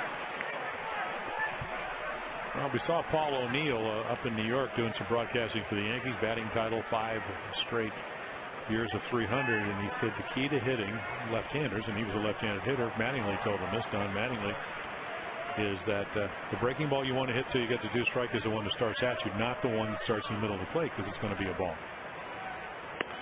And then right there, because you're so in between stuff, and we've seen this, and again, this is what happens when you get into where your head kind of interferes with the great natural ability, and everybody knows Chris has it. Start thinking too much, and it's very simple to do: pitching, hitting, defending. And doesn't chase that one, so a ball on 2 strikes. Now everything, as Paul said, everything changes now because you have to cover the outside corner, you got to cover inside. That's why, as we mentioned earlier, it's so difficult to hit with 2 strikes. But early in the count, to get to 2 strikes, you take the breaking ball, if you can see it. It starts in the middle of the plate, and most likely it's going to be a ball. And he pulls it right into the shift, and right there is Odor, who almost dropped it. So the shift paying off, but Steve Pearce, he just hit it over the fence. He's got 2 2-run home runs. Orioles have 4 on the night and a 6-0 lead. On Masson is brought to you by PNC Bank, for the achiever in you, and by Ocean City, Maryland. Put your vacation days to good use in Ocean City, Maryland. Book now at ococean.com. 6-0 lead for the O's. Ubaldo Jimenez has retired 6 consecutive batters. He has 2 3-up, 3-down innings in search of his 3rd win of the year. And as you mentioned, first in June, first here at Camden Yards. Could get a lot of first out of the way. Rios takes ball 1. Martin and Chirinos will follow. Well, you want to, obviously when you haven't gotten not getting runs and now you're getting them, you want to, it relaxes you a little bit, but you don't want to relax too much. Nothing really has to change. Just go out and make your pitches. I mean, you have a little bit of a cushion. Or maybe you'll pitch a little differently. And as the game progresses, you pitch more to the scoreboard. And right now, just make your pitches, get Rios out, which he was able to do the first time, got behind him, and then threw him a kind of a drop-down curveball to get him out. So those are the numbers, home and road, much better away. Good ball. So strikeout number 6, and 1 away. So Saunders, again, when not that he wanted to do this, but all of a sudden, maybe his hitters lose a little bit of focus being down by 6-0. And that's what starting pitching's all about. You can't always do it, and obviously tonight the case. You just want to make them think they still have a chance to win, and part of that is having quality at bats. And Martin takes ball 1. Martin flat out to center field, his first at bat. One of the challenges for the Orioles pitchers, the starters as a staff, has been getting deep in games with any kind of consistencies, pitching at least 7 innings. They've only done that 17 times in the first 81 games. And Ubaldo, Jim, has only done it twice. He went 7 1/3 May 2nd. That was his first win as an Oriole. That was in Minnesota. And then May 13th, he went 7 innings to get the Tigers and pitched to a no decision. Well, run support and pitch count. And the pitch count is how many pitches you pitch and throw per inning. You know, he's always been one of those guys around 17. This year it's 18.5. So just count 5 times 18.5 is what, 95. And then you go by 6, you're already 110. And then again, if you're not getting any runs and you're giving up runs, as he has, especially here at home, you're usually behind. So Buck Showalter has to manage accordingly. We'll see tonight. I mean, he's got a little bit of a cushion.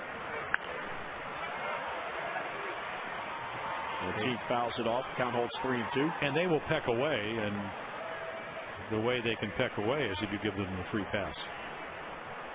And that's the base on balls. And that's really been the one thing that's hurt him. Because that gets the pitching count up as fast as anything. And there it is, one. It's his first of the night. So 1-out base runner for Texas here in the 5th. Well, fans, don't forget the voting ends on Thursday for the All-Star game, and Adam Jones has tightened up the gap even more to earn a starting spot in the American League outfield. Nelson Cruz and Matt Wieters also remain in the lead at DH and catcher. So get online and vote now for Adam and the rest of the O's. Orioles.com/voteorange. You can vote up to 35 times with each valid email address. You could earn ticket discounts and the chance to win an autographed All-Star game jersey and a meet and greet with Adam and tickets to an upcoming game. So a lot of good possibilities. So get online, Orioles.com/voteorange. Chirinos doubled his first at bat. He takes ball 1. And ball too low.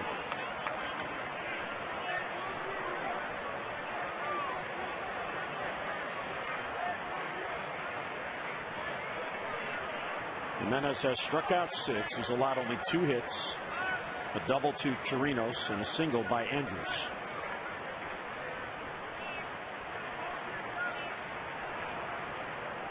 Chirinos, 29 years old, out of Venezuela. And he hits it to right field. Marquez back on it. Nick will get there. And he's got it for the second out in the inning. Well, here's how tight the final voting spot is for the American League in the All-Star balloting. Yoenis Cespedes, Melky Cabrera, and Adam are all very, very close in the voting. Who's in 1 and 2? Well, let's see, it's Mike Trout and Jose Bautista. Yeah, well, there you go. Well, either way, vote for Adam. But either way, trying to win the game, Mr. Jones better be on the team. Yes, I'm sure he will be regardless, but it's a nice honor if you're voted in as a starter. In particular because Nelson looks like he's going to win a DH. Matt is able to go to the game. He won't be able to play, obviously, with the Tommy John surgery, but it would be nice to have 3 voted in as starters out of the 9. Yeah, Yu Darvish said, who will pitch Thursday night for the Rangers, says if I go, I want to go as a sightseer. He doesn't want to pitch? No, apparently not. That may change. You never know. There he is. Well, they always hold back 1 just in case, so he could be the 1. There's another base hit as Odor pulls it into right field. That'll send Martin, who can fly, to third. So first and third with 2 men down. Well, they're trying to get back in the game, and what did George Will? Well, George Will said a lot of things, but in his book, talked about pivotal times for pitchers, and one of them is in the 5th inning, and you have to qualify, get the 15 outs to qualify for a win. Men at Work, I think, was the name of that book. And this is one of those times. Michael Choice, the number 9 batter, struck out his first at bat. Youngster just 24 years old, and he'll take low.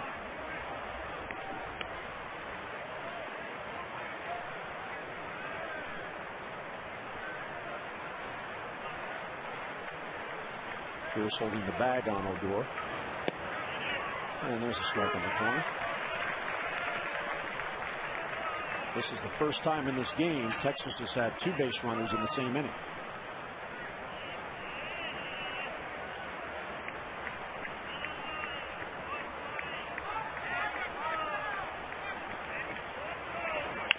And bounce to third. Davis backs up to play the hop. And the long throw is high, and it pulls Pierce off the bag.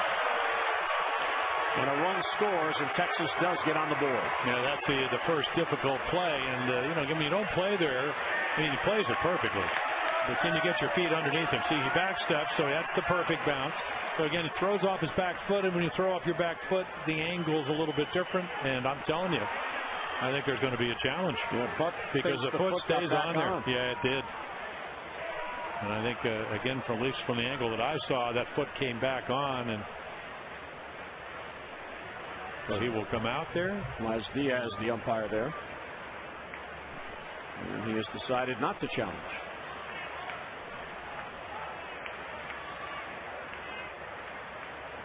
Yeah, he looked like he was out.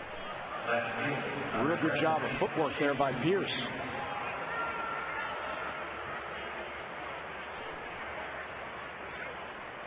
So that'll be an error on Davis on the throw. No RBI, but the run scores, so it's 6-1. Yeah, but it gets Chu up, and just kind of gets the lineup up, and right there, pretty good splitter right there. So you need an out.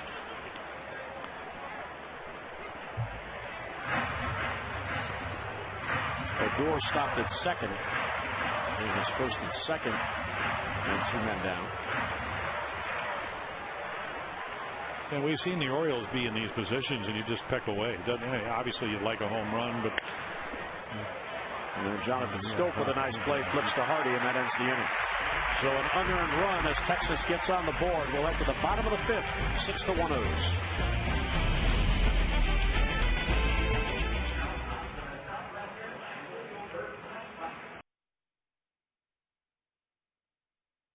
And a 6-1 Orioles lead, and welcome into our broadcast booth. Jim Hunter with Jim Palmer, and one of those nights where Ubaldo gets some support. How about 4 home runs and a 2-home-run night for Steve Pierce? Well, our Tom Davis stat is okay, 17 starts. One time he's gotten over 5 runs, and they got him and the rest for 3. So they get him 4 runs in the first 2 innings. He's pitched better. He's pitched better his last 3 starts.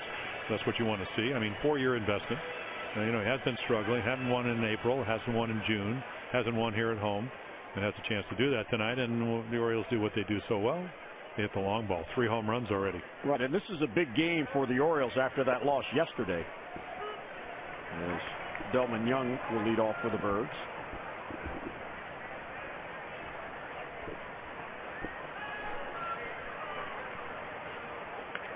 And foul back. Well, if you're Tampa Bay and you're the Red Sox, and you're the Yankees in Toronto, and you're all in the American League East, I think a lot of people realize the Orioles are a pretty good ball club, but sooner or later you have to have some winning streak. And if you don't, the guys behind you catch up, and the ones behind you either get hot like Toronto did early, or maybe not. There's Ramirez, who was just called up from AAA. He has joined his mates.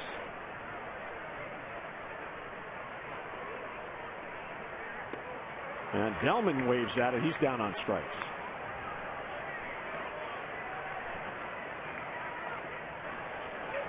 So there's the first time tonight that Saunders has retired the leadoff man in an inning. Yeah, almost at 100 pitches right here. And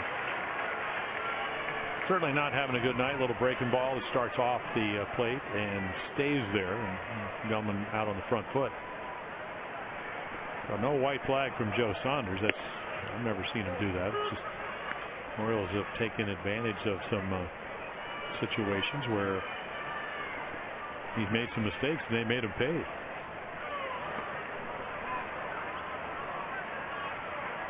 Now, my memory is correct.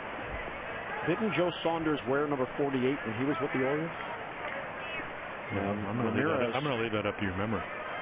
I don't really know. I mean, I can find that out. Jimenez shows up, and he's issued number 48 on a night where Joe Saunders is pitching against his former team.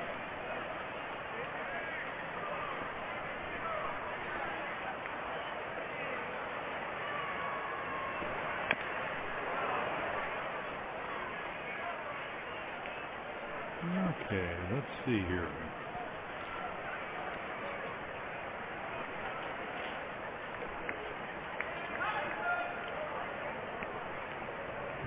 And we have it confirmed. He did wear number 48 as an Oriole. Kevin's quicker. I thought they forgot about him. 2-2 is outside, ball 3 on J.J. Hardy. I'm just fascinated by uniform numbers. Why guys wear them? Are they given numbers or did they seek it out? Well, mine was given to me. I had Jack Fisher's. And when you get to the big leagues in 19, you take any number they give you. J.J. Hardy has a base hit, and he has a 2-hit game.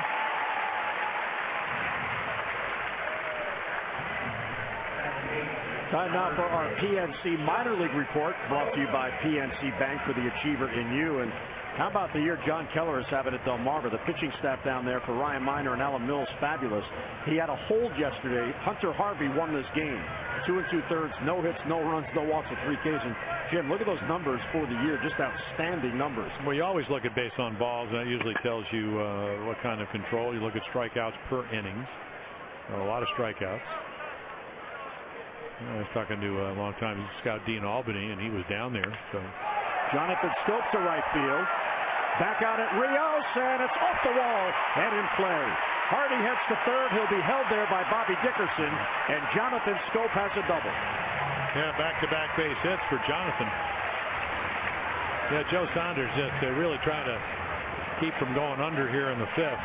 Nobody up in their bullpen because, again, this is where he likes. I mean, you talk about young hitters. What is your hot spot? It's out over the plate. He gets it early in the count, doesn't overswing, uses the whole field. That's 2 bases hit. It's now back up the middle into right field. Certainly a good approach for a young hitter that's had a little bit of a struggle here in June. But as Buck Showalter said, it certainly hasn't affected his defense. Superlative defender at second base. And here is Caleb Joseph. Infield in, too, Jim. That's what happens when you got a 5-run lead. Ball 1 inside. So patience. The guy that's in trouble is Joe Saunders. 98. That's actually 4 miles per hour off the bat more than the Pierce home run. Just went the other way. He needed 99 to get it out. You're right. Got a little more elevation. A little more of the Ted Williams 6-degree upswing. How about him telling us that one year? Worked for Ted. He didn't tell me. No, he told all the hitters in spring training. All year, Davey Johnson was trying to think, just my swing 6%. We paid now 5.5, 8. What is the 6-degree upswing? But again, that was the kind of the arc of the bat, and that's what Joseph, Caleb, trying to do, trying to get a ball up into the air here. Fair. He did, but foul. Fair. Right-hander Sean Tollison now getting loose. First activity of the night for Texas.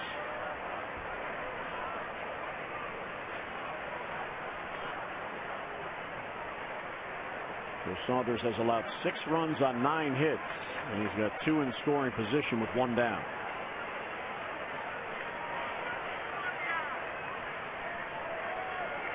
RBI chance here for Caleb Joseph.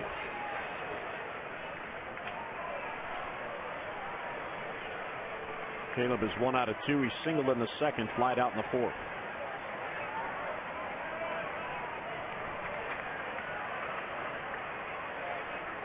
And the 1-2 is outside. Good take, 2-2. Yeah, a little backdoor breaking ball trying to get the rookie to chase, and he didn't. Here's Joe Saunders pitches, averaging 95.4. He's at 108, just 2 off his season high. While Washington looking on from the Texas bench. And foul back on the screen.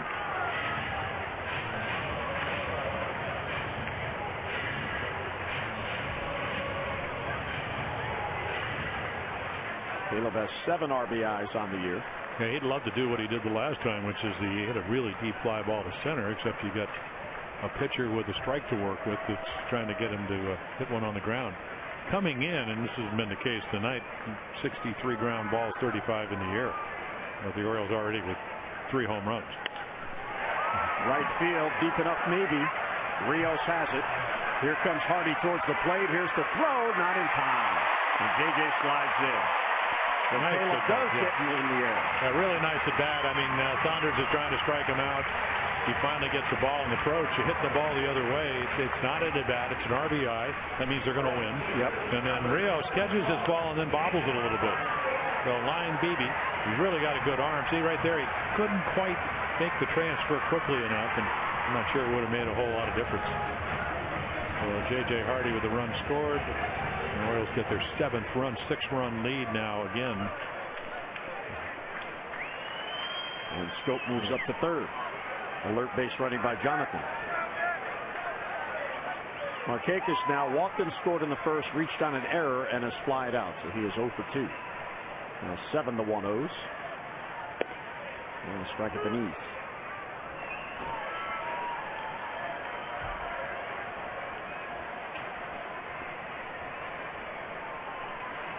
You would imagine if he's not able to get the lefty versus lefty out, then Collison will come in to face Pearsall, who's already hit 2 home runs tonight. And this one a little low. Looked like a pretty good pitch. And again, it's not about velocity. I mean, Joe Saunders still 90 to 92. It's just location tonight. Really done him in.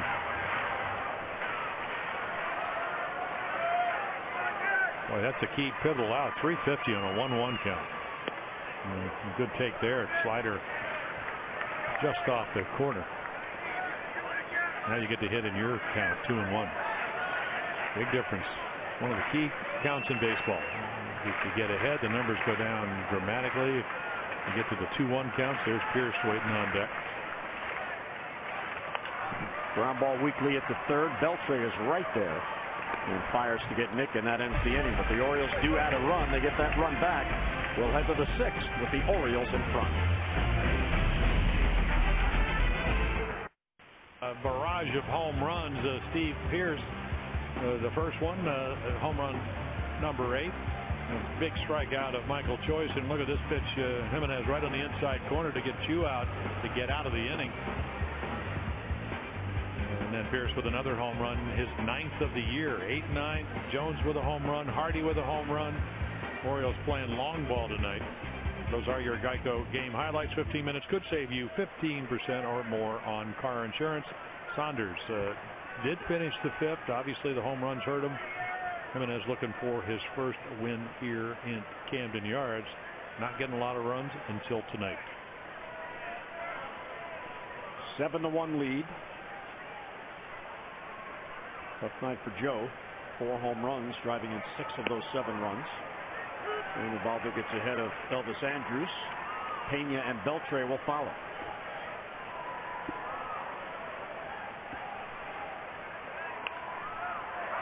This is a big game for the Orioles, Jim, in the sense that very disappointed dropping 3 of 4 against Tampa Bay over the weekend.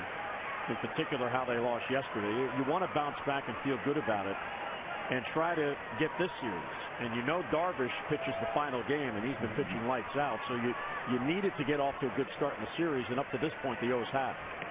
Yeah, I think they're a pretty resilient club, and the reason I say that, 93 wins 2 years ago, 85 after, 14 losing years.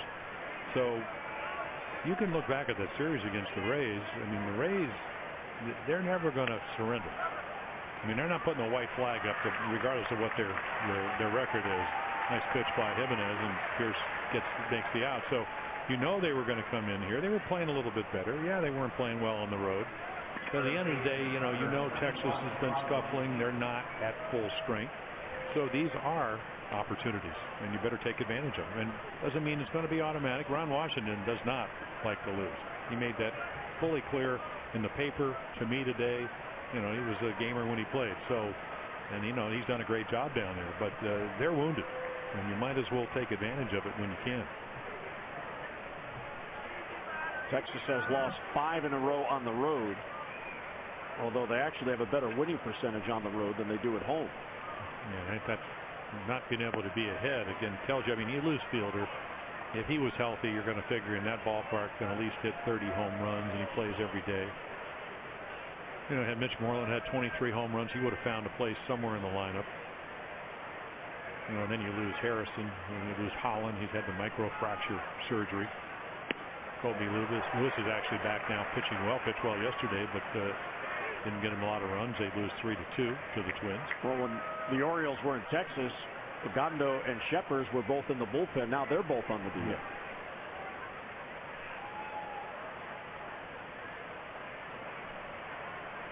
1-1 to count on Pena, playing in his 7th game.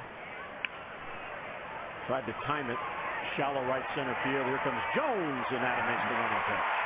Yeah, Scope is scurrying out. Well, maybe more than a scurry at his size. Thundering out there to make the play. And, again, you have to know your guys and their capabilities. So, yeah, the Orioles don't steal a lot of bases, but they can cover some ground. And a perfect example. Hanging breaking ball, little looper, good chance to fall. You could see him. He's looking right there, but he's looking around. And what Buck Showalter was saying yesterday on the relay play where they throw out Zobrist in the first inning at third, everybody says, he was saying, yeah, you communicate whatever. He says on relay plays, you don't hear each other. You have to have a good innate sense of the game. This kid has it, especially defensively, and he's going to learn how to hit. Yeah, he didn't hesitate to throw to third to get Zobrist. What an arm from the opposite foul line. A bazooka. But he already had taken the look. So he knew he wasn't going to get Jennings at home with great speed, and he had a chance to get Zobrist. Well, the thing about Jonathan, you like the work ethic. Works very hard with Bobby Dickerson, fine-tuning his fielding. Yes, he does have 8 errors on the year, but 4 came in the first 14 games of the year. And third base. He played third. Remember that? Yep. A lot of the game over there. So he has just 4 errors since. And here we're in game 82. Well, they talk about the 2-out shortstop where everybody runs, when balls hit to the shortstop with 2 outs, everybody runs off the field. When you're going to turn a double play, he's going to turn it. This ball's hit to the gap. Adam Jones on the run, Markakis on the run. They're not going to get there, and it bounces into the stands for a ground rule double for Beltre. So Beltre gets on with 2 men down. Well, next Wednesday, July 9th, when the Orioles host the Nationals, all fans will receive a special Nick Markakis Orioles t-shirt. Now, don't miss this unique design, as you see there, a silhouette of Nick made up of words shared by his teammates on what the veteran outfielder means to them. So come on out and show your Birdland pride in the Battle of the Beltways. Get your tickets at Orioles.com or call 888-848-BIRD. Here's Mr. Markakis. Mr. Nick.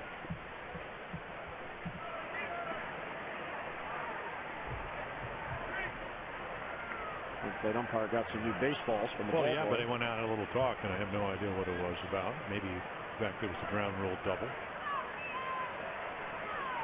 Maybe he wanted to check the baseball that Beltre. No, that ball bounced in the stands. Yeah. I don't know what Mr. Nelson wanted. Tough night for Alex. 0 for 2 with a couple of punch-outs. A little redemption here, though, trying to get him their second run.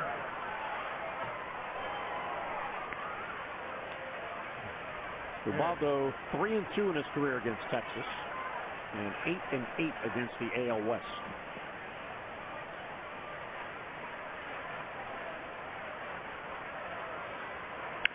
And a bouncer to third, played there by Davis. He throws across to get Rios, and the inning ends.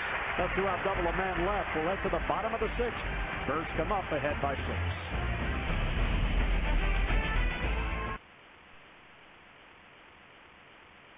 It is game 2 in this 4-game series, which wraps up the homestand as the Orioles take on the Rangers.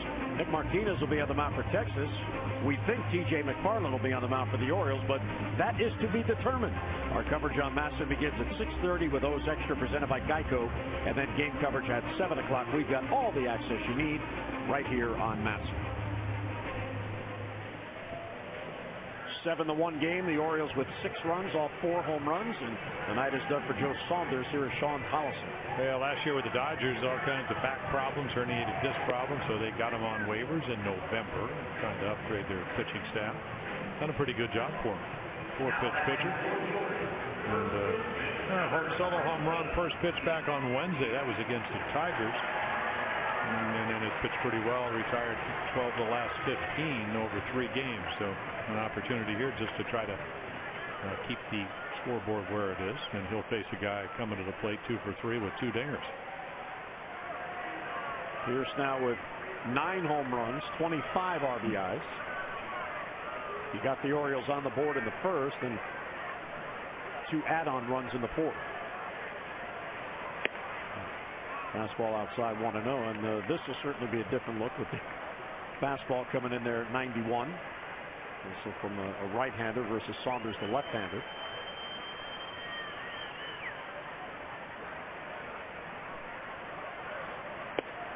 Yeah, a little cut fastball that just misses.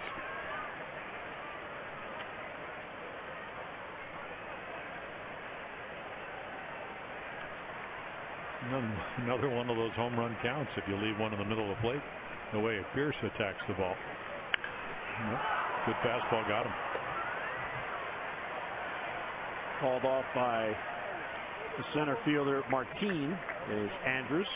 And 1 away, and as promised earlier in the game, here's our AT&T's fan photo. The family at the game, right behind the screen. All right, now my question is, how did they get the camera on the field to take the picture through the screen? Well, it looks like they're, but part of the people, 2 were behind the screen and 2 were in front. Was I wrong there? I think they were all behind the screen. No, I thought 2 were on the field and 2 were behind. Yeah, that's even more impressive. That is. So somebody got on the field and the other 2 didn't. Cruz to Andrews. Must know somebody. And 2 quick outs. Well, our Alexis of Towson drive of the game. Adam Jones coming up. Well, there it is. 9th home run of the month of June. A little breaking ball. Then the hit speed, 93 miles per hour. The drive of the game brought to you by Lexus of Towson, the area's #1 Lexus dealer. Come see why at lexusoftowson.com.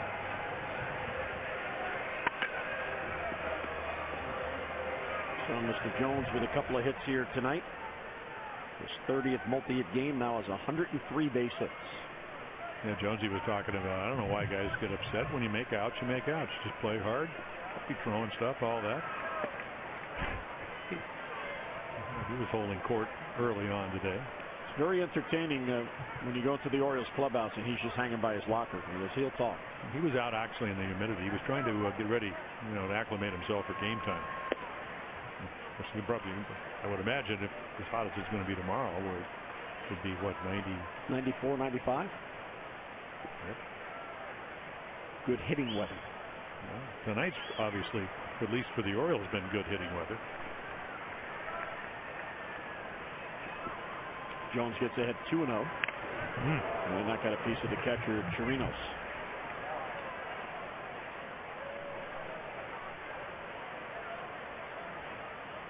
Well, we have seen this the last 3-4 games. In fact, you see it all the time. Maybe almost dead center.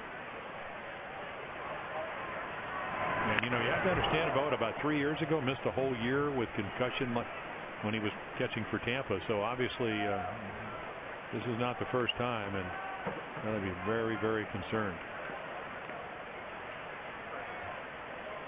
He's talking to the trainer saying he's okay. Yeah, he came through Tampa Bay. At least he was playing for the Rays. And I just remember, and I kept asking him all year long, and they said, concussion-like symptoms. So they will check him.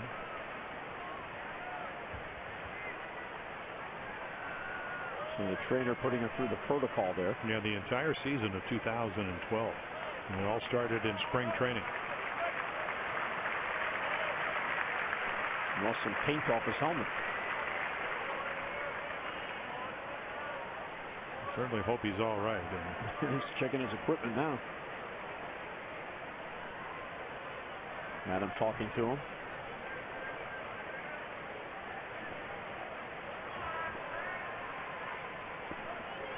You can tell he was a pretty good prospect, because when Matt Garza went over to the Cubs, he was one of the guys they got, and then he never really got much of a chance with a concussion, missed a whole year. Defensively, he's as good as they got. And he found his batting stroke here in the month of June, so he's getting more of the starts behind the plate. The other catcher is Chris Jimenez. Giovanni Soto is on the DL. He would be their number one.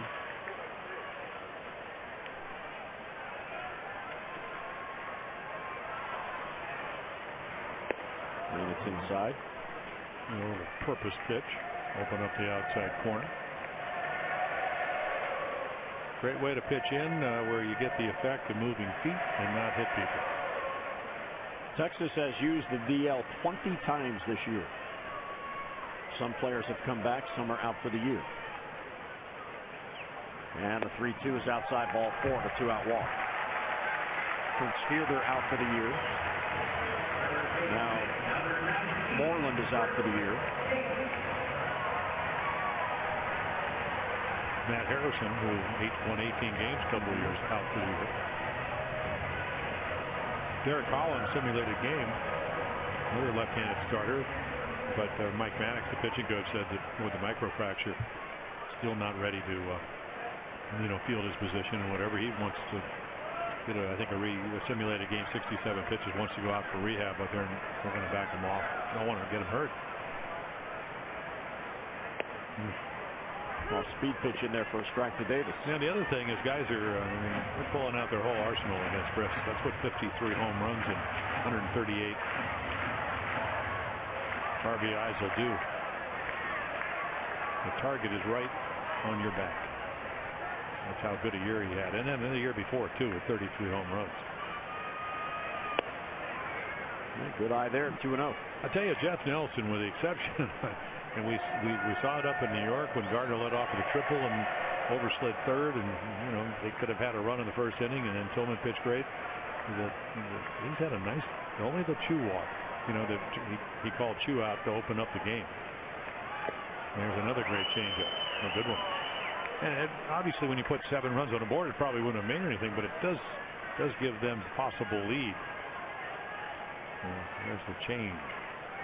The other thing he's done, there have been some unusual plays in this game, and he's got 2 young umpires on this crew, Toby Rasner and Scott Barry. And between innings, he's been talking to the umpires. Of course, Laz Diaz at first is a veteran, but he's got a couple of young umpires on his crew here.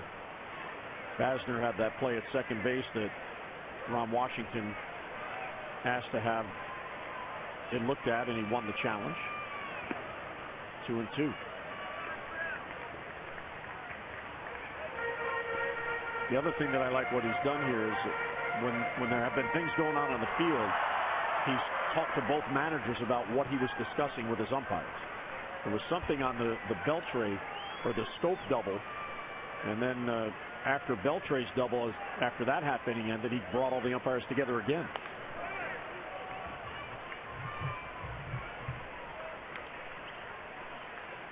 It's his crew, and he's got to set the tone. Scott Barry at third, the young Toby Basner at second, and the veteran Laz Diaz at first.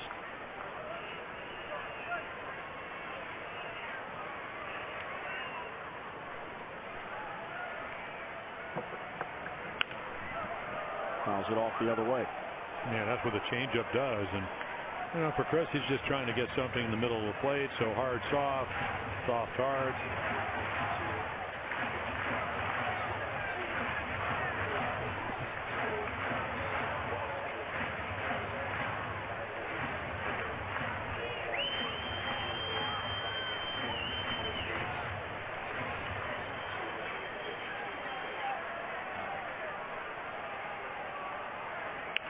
And another foul.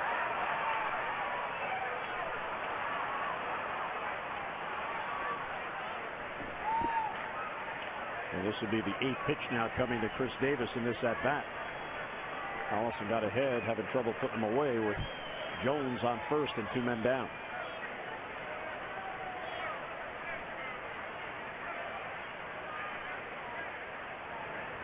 And he got him. Got the breaking ball, and Davis swings through it. So Chris is 0 for 4. Led to the 7th with the Birds in front. Base tonight. Well, there's never been any doubt about his agility, whether he played first, whether he played the outfield, whether he pitched. So again, I mean, they're pretty routine plays, but you have to understand. I mean, he hadn't really been playing third. I mean, this is the one play he just kind of gets on his back foot. Questionable whether Pierce got his foot back. They don't challenge it, so they get their run on the error. But again, he's not going to really hurt you over there. And everybody thought he was going to be a good third baseman. You talk to all the Texas people when they traded for him. It wasn't about the fielding or whatever. So for a big guy, I mean, he's a terrific athlete, and it shows to go across the diamond. And it's, you know, the angles are so much different when you play third, and especially there are no angles at first unless you're making a throw to second. He's always been gifted doing that. Strike 1 to Leonis Martin. Chirinos and Odor will follow. Martin walked and scored the run. It was an unearned run. It came on that throwing error by Davis. Yeah, good breaking ball. Well, everything better. I mean, everything has been better except the run support and, you know, the timing. A lot of times, that adage in baseball is not how you pitch, it's when you pitch. It's kind of a combination to be there at the right time and then also pitch well. Yeah, there you go. 3-pitch strikeout. So you like to think, we always talk about life lessons. That's a pitching lesson. Get ahead and then get a young hitter, even though he played most of last year for him, just to go right up the ladder. The art of pitching. Right there. Good location, the good count, trying to reach for it, couldn't come up with it. Well, this is the 5th time now that he has struck out at least 7 in a game. He's got 7 now. His season high is 10 Ks in his first Orioles win on May the 2nd in Minnesota. And strike 1 to Chirinos. There's another term in baseball, a guy that nibbles. You know, always around the corner, nibbling at the corners and all that. Joe Saunders a little bit that way. We decided a big chunk of cheese tonight out there, so they both can kind of nibble. Well, nibblers, I mean, again, his stuff is not that bad. Yeah, Ben Rowan getting up and getting Liz to submariner. Side armor.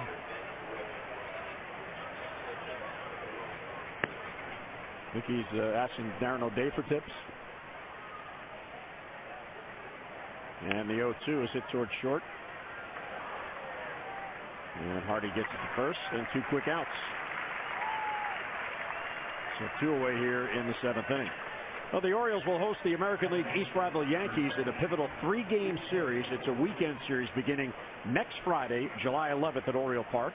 Tickets are going fast, so don't miss out on an exciting weekend in Birdland. Plus, for each game, fans are encouraged to bring any non-perishable food item and cash donation to the park, all to benefit the Maryland Food Bank as part of the annual Oriole Reach Food and Funds Drive. So for your tickets, Orioles.com or just call 888-848-BIRD. And that is always a very successful event for the Maryland Food Bank. A nice little schedule coming up. Orioles going to Boston, and then you always have the I-95 rivalry. The Nationals, who are playing well. Matt Williams, the new manager. I don't know, Bryce Harper may be back. He's back tonight. Oh, isn't he? Yeah, because he had 3 home runs and 5 RBIs in rehab. Get him out. He has an RBI single. You know all. Well, he might have more now. It's 6-2 in the 7th. Yeah, the pitching in the Carolina League was not holding him back. You're like the mighty Kreskin. You just, these things come to your mind. How guys are doing, all these stats. Because I know you don't do any work, any homework. You're just at the gym. Yeah, out training for next year's Boston Marathon. I should be at the gym more. and the marathon training you'll be doing. And a foul straight down at the plate to stay alive.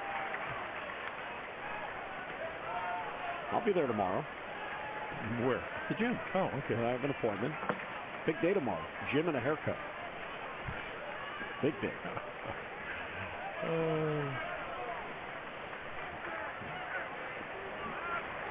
And it's in the dirt for ball 3. Now let's see the pitch count. Little splitter there at 83. So pitch count at 104. So you get an idea, 18.5, maybe a little bit lower than that tonight. He's always going to be a high pitch count guy.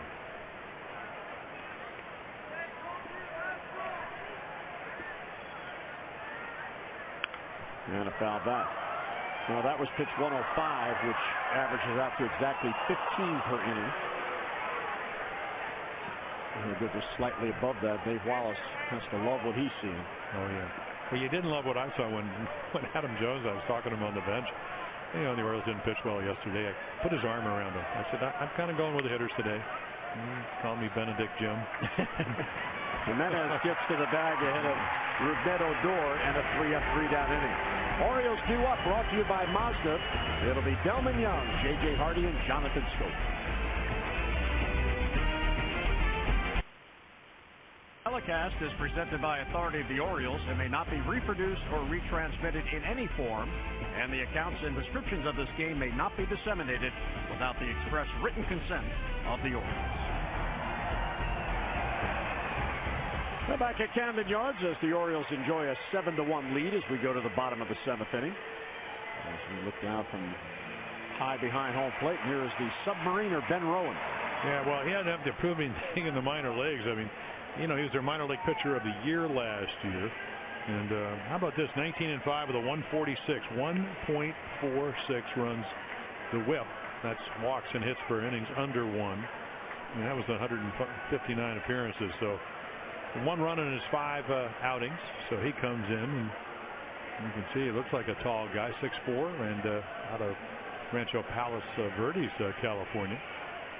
And he lives up in New York, Williamsville, New York.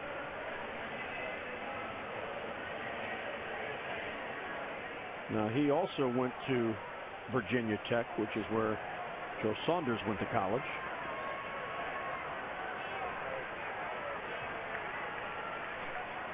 I wonder how a youngster from California ends up in New York State. I don't know. Went with his family, probably via the automobile. And Plane ticket, you know. Like my stepson, Indiana Jones, Spencer, who knows everything in the world about trains. He probably took the train. Get on the train. Yeah. Nice ride across country. Might have even taken the Trans-Canadian one for a little better scenery. You never know. Delman Young, the left center field. They weren't playing him that way, so he's going to have a base hit.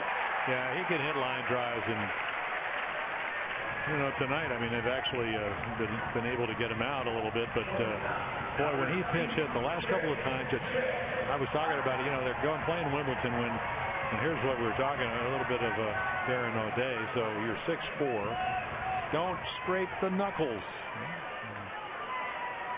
So spine angle, that's when you remember when Rick Peterson, when we had Charles Bradford, first name, pitched for us.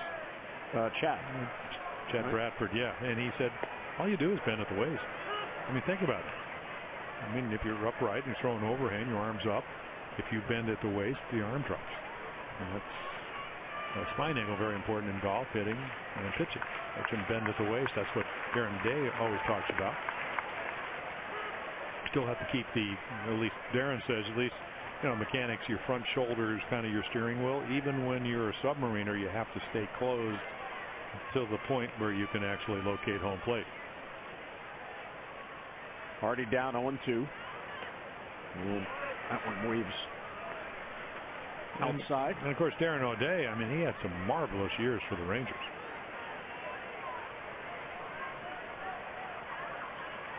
I mean, back-to-back years before he hurt his hip at ERA, right around 2 runs a game, 60-some games. Foul tip, Hardy stays alive. Of course, his hip injury is the reason that the Orioles have Tommy Hunter and Chris Davis, because they needed bullpen help, and they made the Koji Uehara trade in 2011.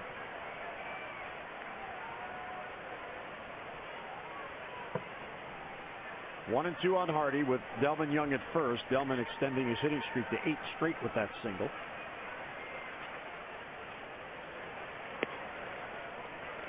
And that's pretty impressive when you consider a lot of those hits to extend the hitting streak with pinch hits. Oh, yeah. Rockets.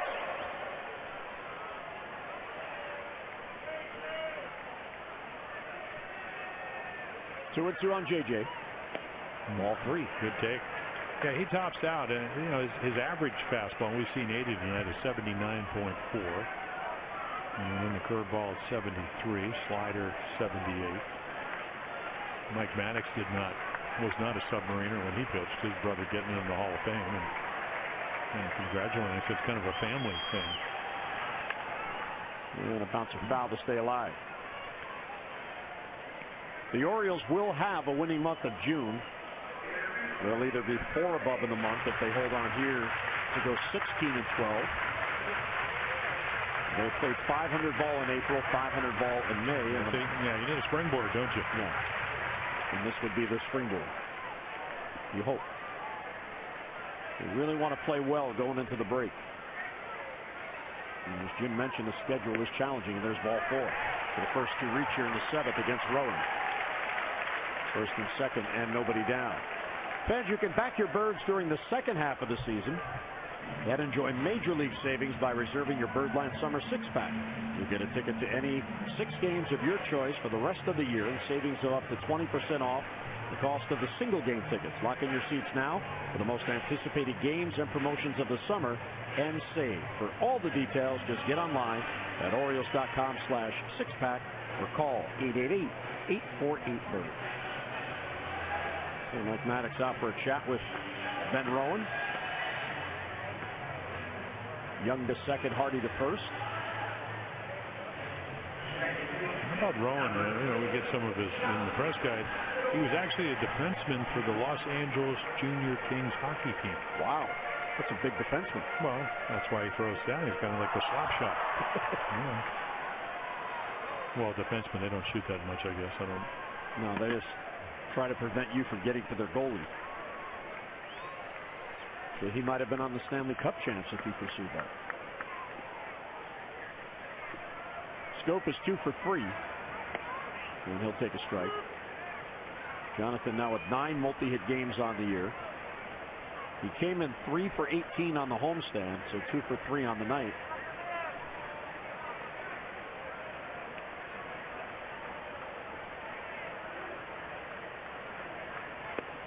A little bit high, 1-1. And they're trying to figure out this release point. A little bit lower than you used to.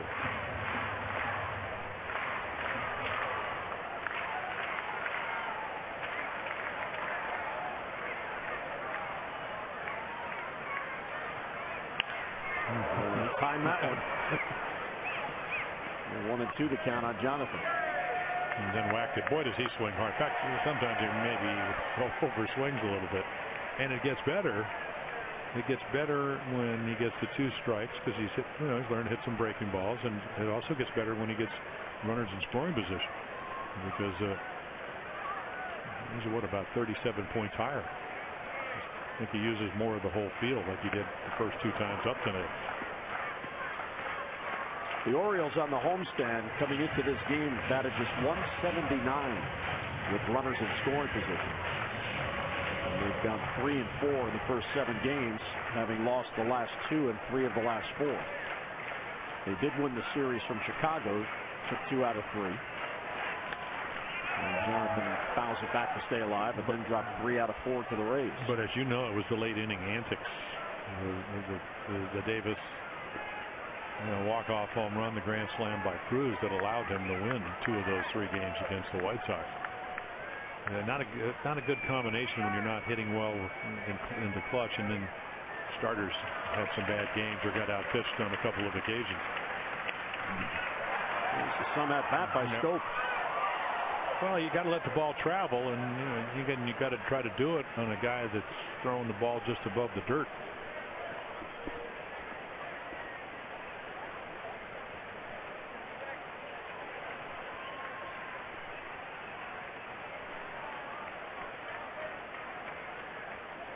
The count holding 2-2. And he chased one. Yeah, you really got to. I mean, look at the dynamics of somebody like Ben Rowan or Chad Bradford, even Darren O'Day is. Because if you go back and here's the breaking ball, the illusion is going to be close to the plate and it's well outside. But in the book Moneyball, Chad Bradford, I mean, it all started when he was in high school, and his coach said, "Hey, I admire that you're trying to come out and make the team, but you're not going to do it overhand." And that's when he used to throw between the bushes off the side of the foundation of his house, and he dropped down and ended up pitching the big leagues. And the whole thing was Billy Beane was just looking for somebody. He was looking at as hitters, guys that hit home runs, high on base percentage, didn't struck out. He didn't care about that, but he was looking for somebody that he could count on throwing ground balls, and that became Chad Bradford. 1-0 on Caleb Joseph. Good location there, down and in, 1-1.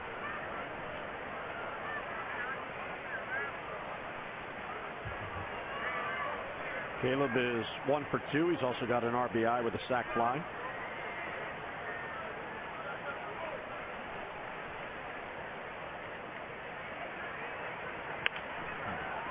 Bouncer towards the hole. Andrews, second out there, and back to first for a double play. 6-4-3 to retire the O's. A hit, a walk, one left. Will head to the 8th. 7-1 game.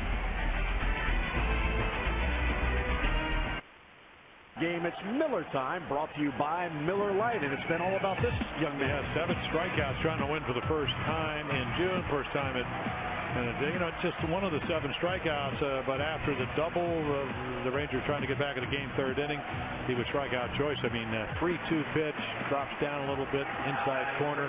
Michael Choice trying to stay alive, and then right after that, Sin-Soo Choo takes a strike on the inside corner, so a couple of strikeouts to get out of the 3rd, and then the Orioles had some more runs. So there is the pitch count, and they will have some action in the bullpen behind them. Ryan Webb got the day off yesterday, almost got in that game, but didn't have to.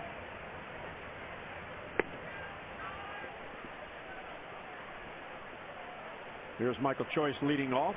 He was 0 for 2, did reach on an error. Ubaldo's season high is 7 1/3. So he'll need to get 2 outs here to set a new season high. And again, that was in that fabulous game he pitched in Minnesota on May the 2nd. Ball 2. No, I think the pitch count where, again, if you're Buck Showalter, you got a guy that's really been pitching well in Ryan Webb. So you're not going to let the pitch count get up, and I'm sure he would be thrilled. Or is Ryan? Probably loose by now. If Ubaldo could come back and throw some strikes, I mean, that's 3 straight balls. There's just no reason to leave him out there. Right. I mean, you're looking to get 6 outs before they get 6 runs. There's a strike. Well, and he did exactly what Buck needed him to do tonight because of the TBA tomorrow with the starter and the hope that TJ McFarland could start. He needed Ubaldo to get deep in the game, and he's done that. Well, his hitters really helped him out. Right center field, Adam Jones will get there. And away, so there's 7 1/3 for Ubaldo. Well, when I was talking to Ubaldo in spring training, and he had a little, I think part of maybe the April problems, he never pitched well, but again, because he didn't know where he was going, ultimately he ends up signing a 4-year deal with the Orioles for a lot of money. Is that, maybe the throwing not as much, but he said the key, and going into September last year with Cleveland, who won 92 games and did get into postseason, they went 4-0 in September, and he said the key was fastball command. And tonight, it's been a combination of both, but there's a really good fastball. It starts off the plate, runs back. So for him to get back to where he was last year, 32 starts, 27 times, 3 runs or less, it's going to be about the fastball. Bouncer to first. Funny in between Hop to Pierce plays and 2 men down. See, and then he throws strike one with a fastball, and then he throws a great splitter. Yeah, it's 7-1, and maybe their focus is not the same, but your business is to get outs. You don't really care about all the dynamics of what they're thinking. I'm not even sure that's the case, but you get ahead, you make your pitches, and it's a good one, and then all of a sudden, you got yourself some outs. Out distribution tonight, 10 on the ground, 5 in the air, and 7 Ks. And Chris Davis and Caleb Joseph go out so Ubaldo can catch his breath after covering at first base on this hot night.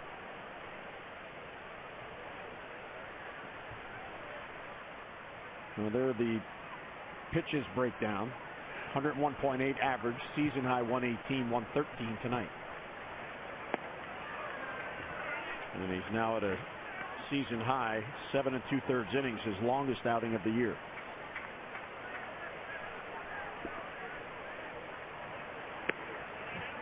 And a little high, 2-0. There's Scott Baker in the Texas bullpen. And it looks like Ron Washington is using tonight to get some work for some of his pitchers. Andrus is 1 out of 3, singled in the first, but then was caught trying to steal on a perfect throw and a better tag by J.J. Hardy. Caleb Joseph put it right to his glove. Shallow center, Jones is right there, and Ubaldo Jimenez is through 8 innings. What a night for Ubaldo Jimenez, who's getting a big ovation as he heads to the Orioles bench. Game suspension was upheld by Major League Baseball for the incident against the Athletics earlier this month. So the appeal was heard. He began serving that suspension tonight. He can return Saturday in the middle game of 3 at Boston. And prior to the game today, Buck Showalter was asked if he was surprised that 5-game suspension was upheld and Manny's suspension was not reduced. It is what it is. We not going to dwell on it. And you understand the rules and why things are in place for different reasons, and you react accordingly. The repercussions for all actions, not only in baseball but in life in general. So, hopefully there'll be some positive come out of it where Manny's concerned in the future, and for all players. Yeah, the all players is obviously you play one man short. One of your best players who was just heating up, having a terrific month of June, and Buck was very complimentary of Dan Duquette. He said he thought he presented a very good case, and he doesn't still understand why it wasn't reduced, but it wasn't. So you do have to move on. And tonight they've moved on. Scott Baker comes on. He's had some great years. Tommy John surgery 2012 last year with the Cubs, released by the Mariners. Now at the back end of their bullpen. Always been able to get hitters out. Well, Ubaldo on the bench after 8 strong innings and unearned run. Buck gives him congratulations. A little slap in the face. God, there you go. Well, it's got to be a big moment for him. Does someone do the dance? No, just Miguel? Well, they'll dance to this tune because 7-1. Pitching well, winning for the first time in June, even though he's pitched well enough to win. They support him. He pitches well. Had it all going tonight to this point.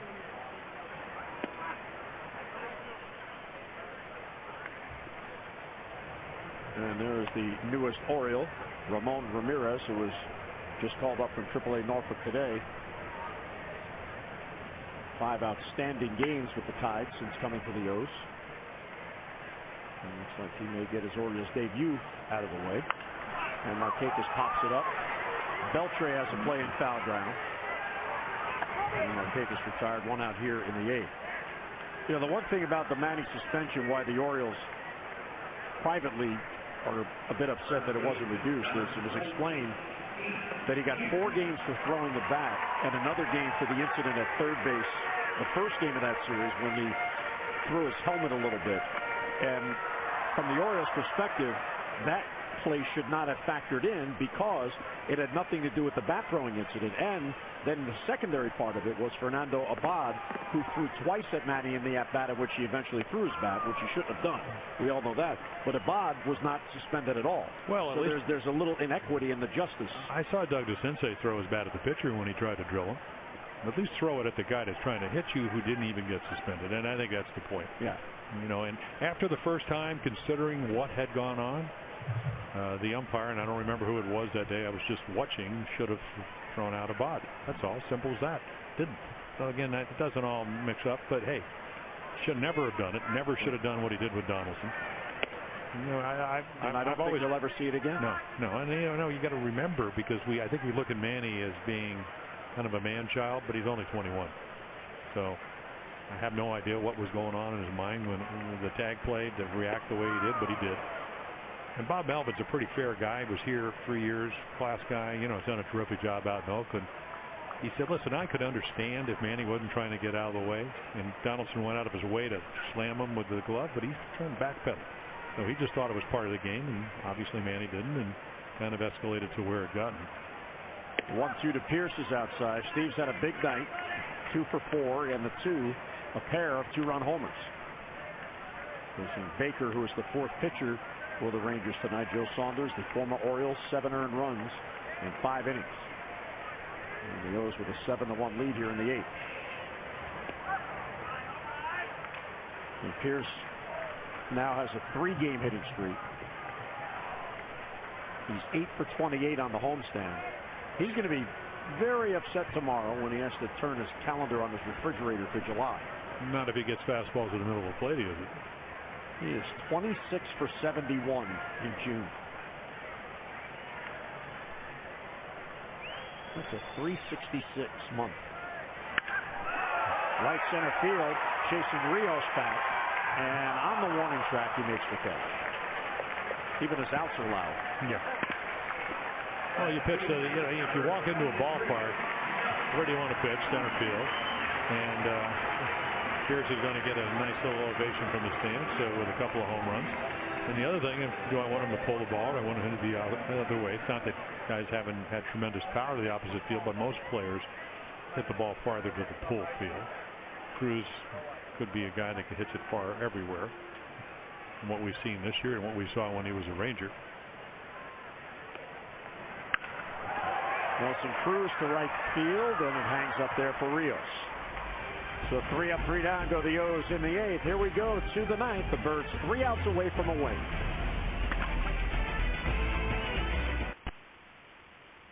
Orioles baseball on Madison is brought to you by Southwest Airlines. Find Southwest Airlines fares online only at southwest.com. And by Chapin Davis, providing investments that can produce income from your retirement plan. Call to learn more, 800-222-3246 or at chapindavis.com. And Ubaldo really pitches well. Again, trying to first for the Orioles here at Camden Yards. Win, really pitched well. I mean, it all started off with a, somewhat questionable call, but made some great pitches. Choice down on strikes. Had another fastball into Chu. I mean, got pretty much everybody tonight. Really made some good pitches. Orioles certainly get in the early lead. And that's something unusual. Came in with 2.45 runs a game in support tonight. He pitches great. They play well behind him. And your Jiffy Lube pitching change. This pitching change should be quick, just like a Jiffy Lube signature service oil change. At Jiffy Lube, they get you in and out fast, and you never, ever need an appointment. Ramon Ramirez, he comes on, and we get some notes here. He pitched with Colorado, Kansas City, Boston, San Francisco, and the New York Mets. He began the year with the Seattle Mariners in the Tacoma organization, and then came over to the Orioles. How'd he do?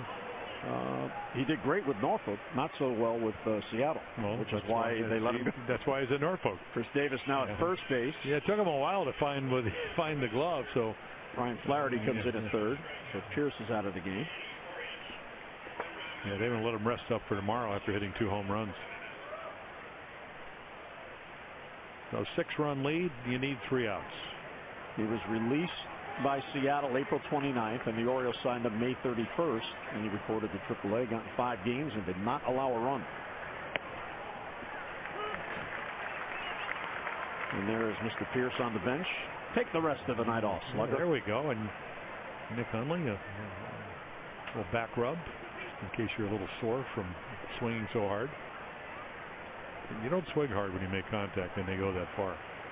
Nick Hundley's a really good guy. He's really blending in very nicely on this team. Well, he's also getting more acclimated, and I was very honest the other night. He had, a couple big hits, and he said, I might have had the worst first 20 at-bats that I've ever had when he came over here. I'm very apologetic. So, done a nice job learning not only this staff, but learning the American League after coming over from the Padres.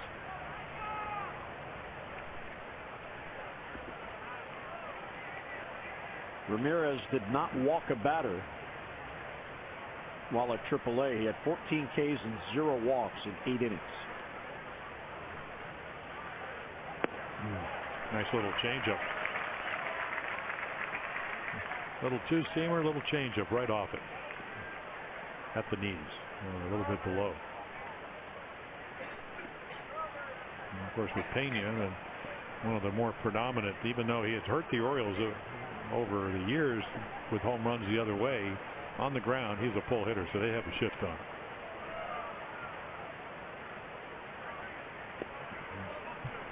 Bounces in there, 2-2 on Pena. He had been playing at AAA Round Rock for the Rangers before being called up.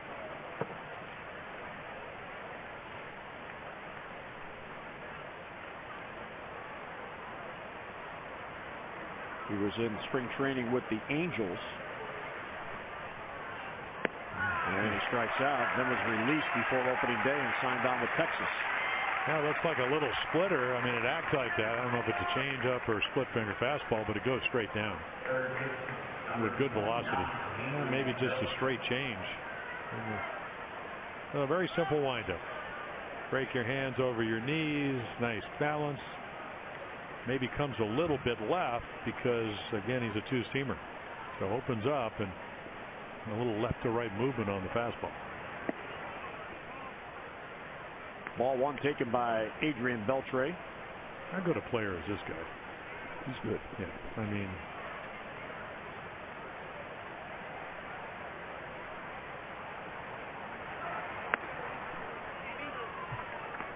you were talking earlier about the Cubs and the Red Sox at Fenway, and former Oriole Jake Arrieta pitching for the Cubbies. He got to 2 outs in the 8th inning before his no-hitter was broken up. Stephen Drew got a base hit, a single. Drew hasn't been getting a lot of hits. 10 strikeouts for Arrieta. Well, he's been pitching great. If he wins, and it was 2-0 ball game. So they're into the 9th, and the pitch count was high. I believe around 120 or something like that. 2-0 Cubs. See, that's another thing about pitching no-hitters. You have to be very efficient in the modern era. How many young pitchers can pitch 9 innings without exceeding their pitch limit, whether you're giving up hits or not? It's hard to do. I mean, Lincecum threw, I think, under 120. 35% breaking balls in that no-hitter last week. I mean, excuse me, 35% fastballs, the rest breaking ball. Here's Alex Rios. Some of the patience of Beltre, and he works a walk. And there's a strike to Rios. Rios 0 for 3, came into the game at 304, tied for 9th best in that batting average in the American League.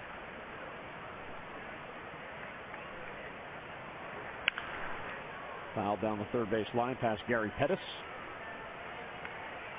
0-2.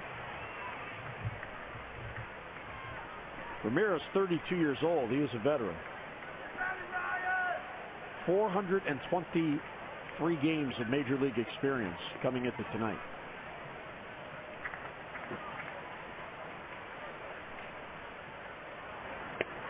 Strike 3 call. Wow, looking for a breaking ball.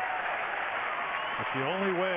Normally you hit off the fastball and hope that you can get one up in his own, but he just freezes it. I mean, that's pretty much right down the middle. I mean, he's got good movement. It's at the knees, runs a little bit.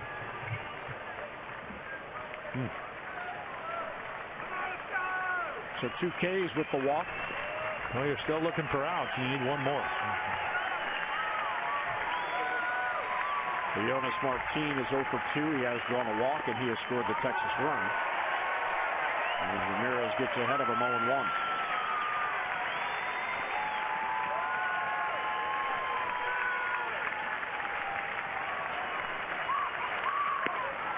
Up and away.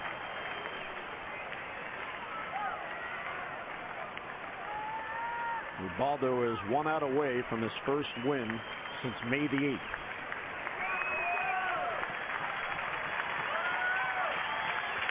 And he's going to get it. Davis at first. Flips to Ramirez, and the Orioles grab the opener against Texas. Well played game all around. All the components there. Outstanding starting pitching, tremendous defense, and clutch hitting, in particular with the 4 home runs. So our final score at Camden Yards in the open of this 4-game series, the Orioles 7 and the Texas Rangers 1.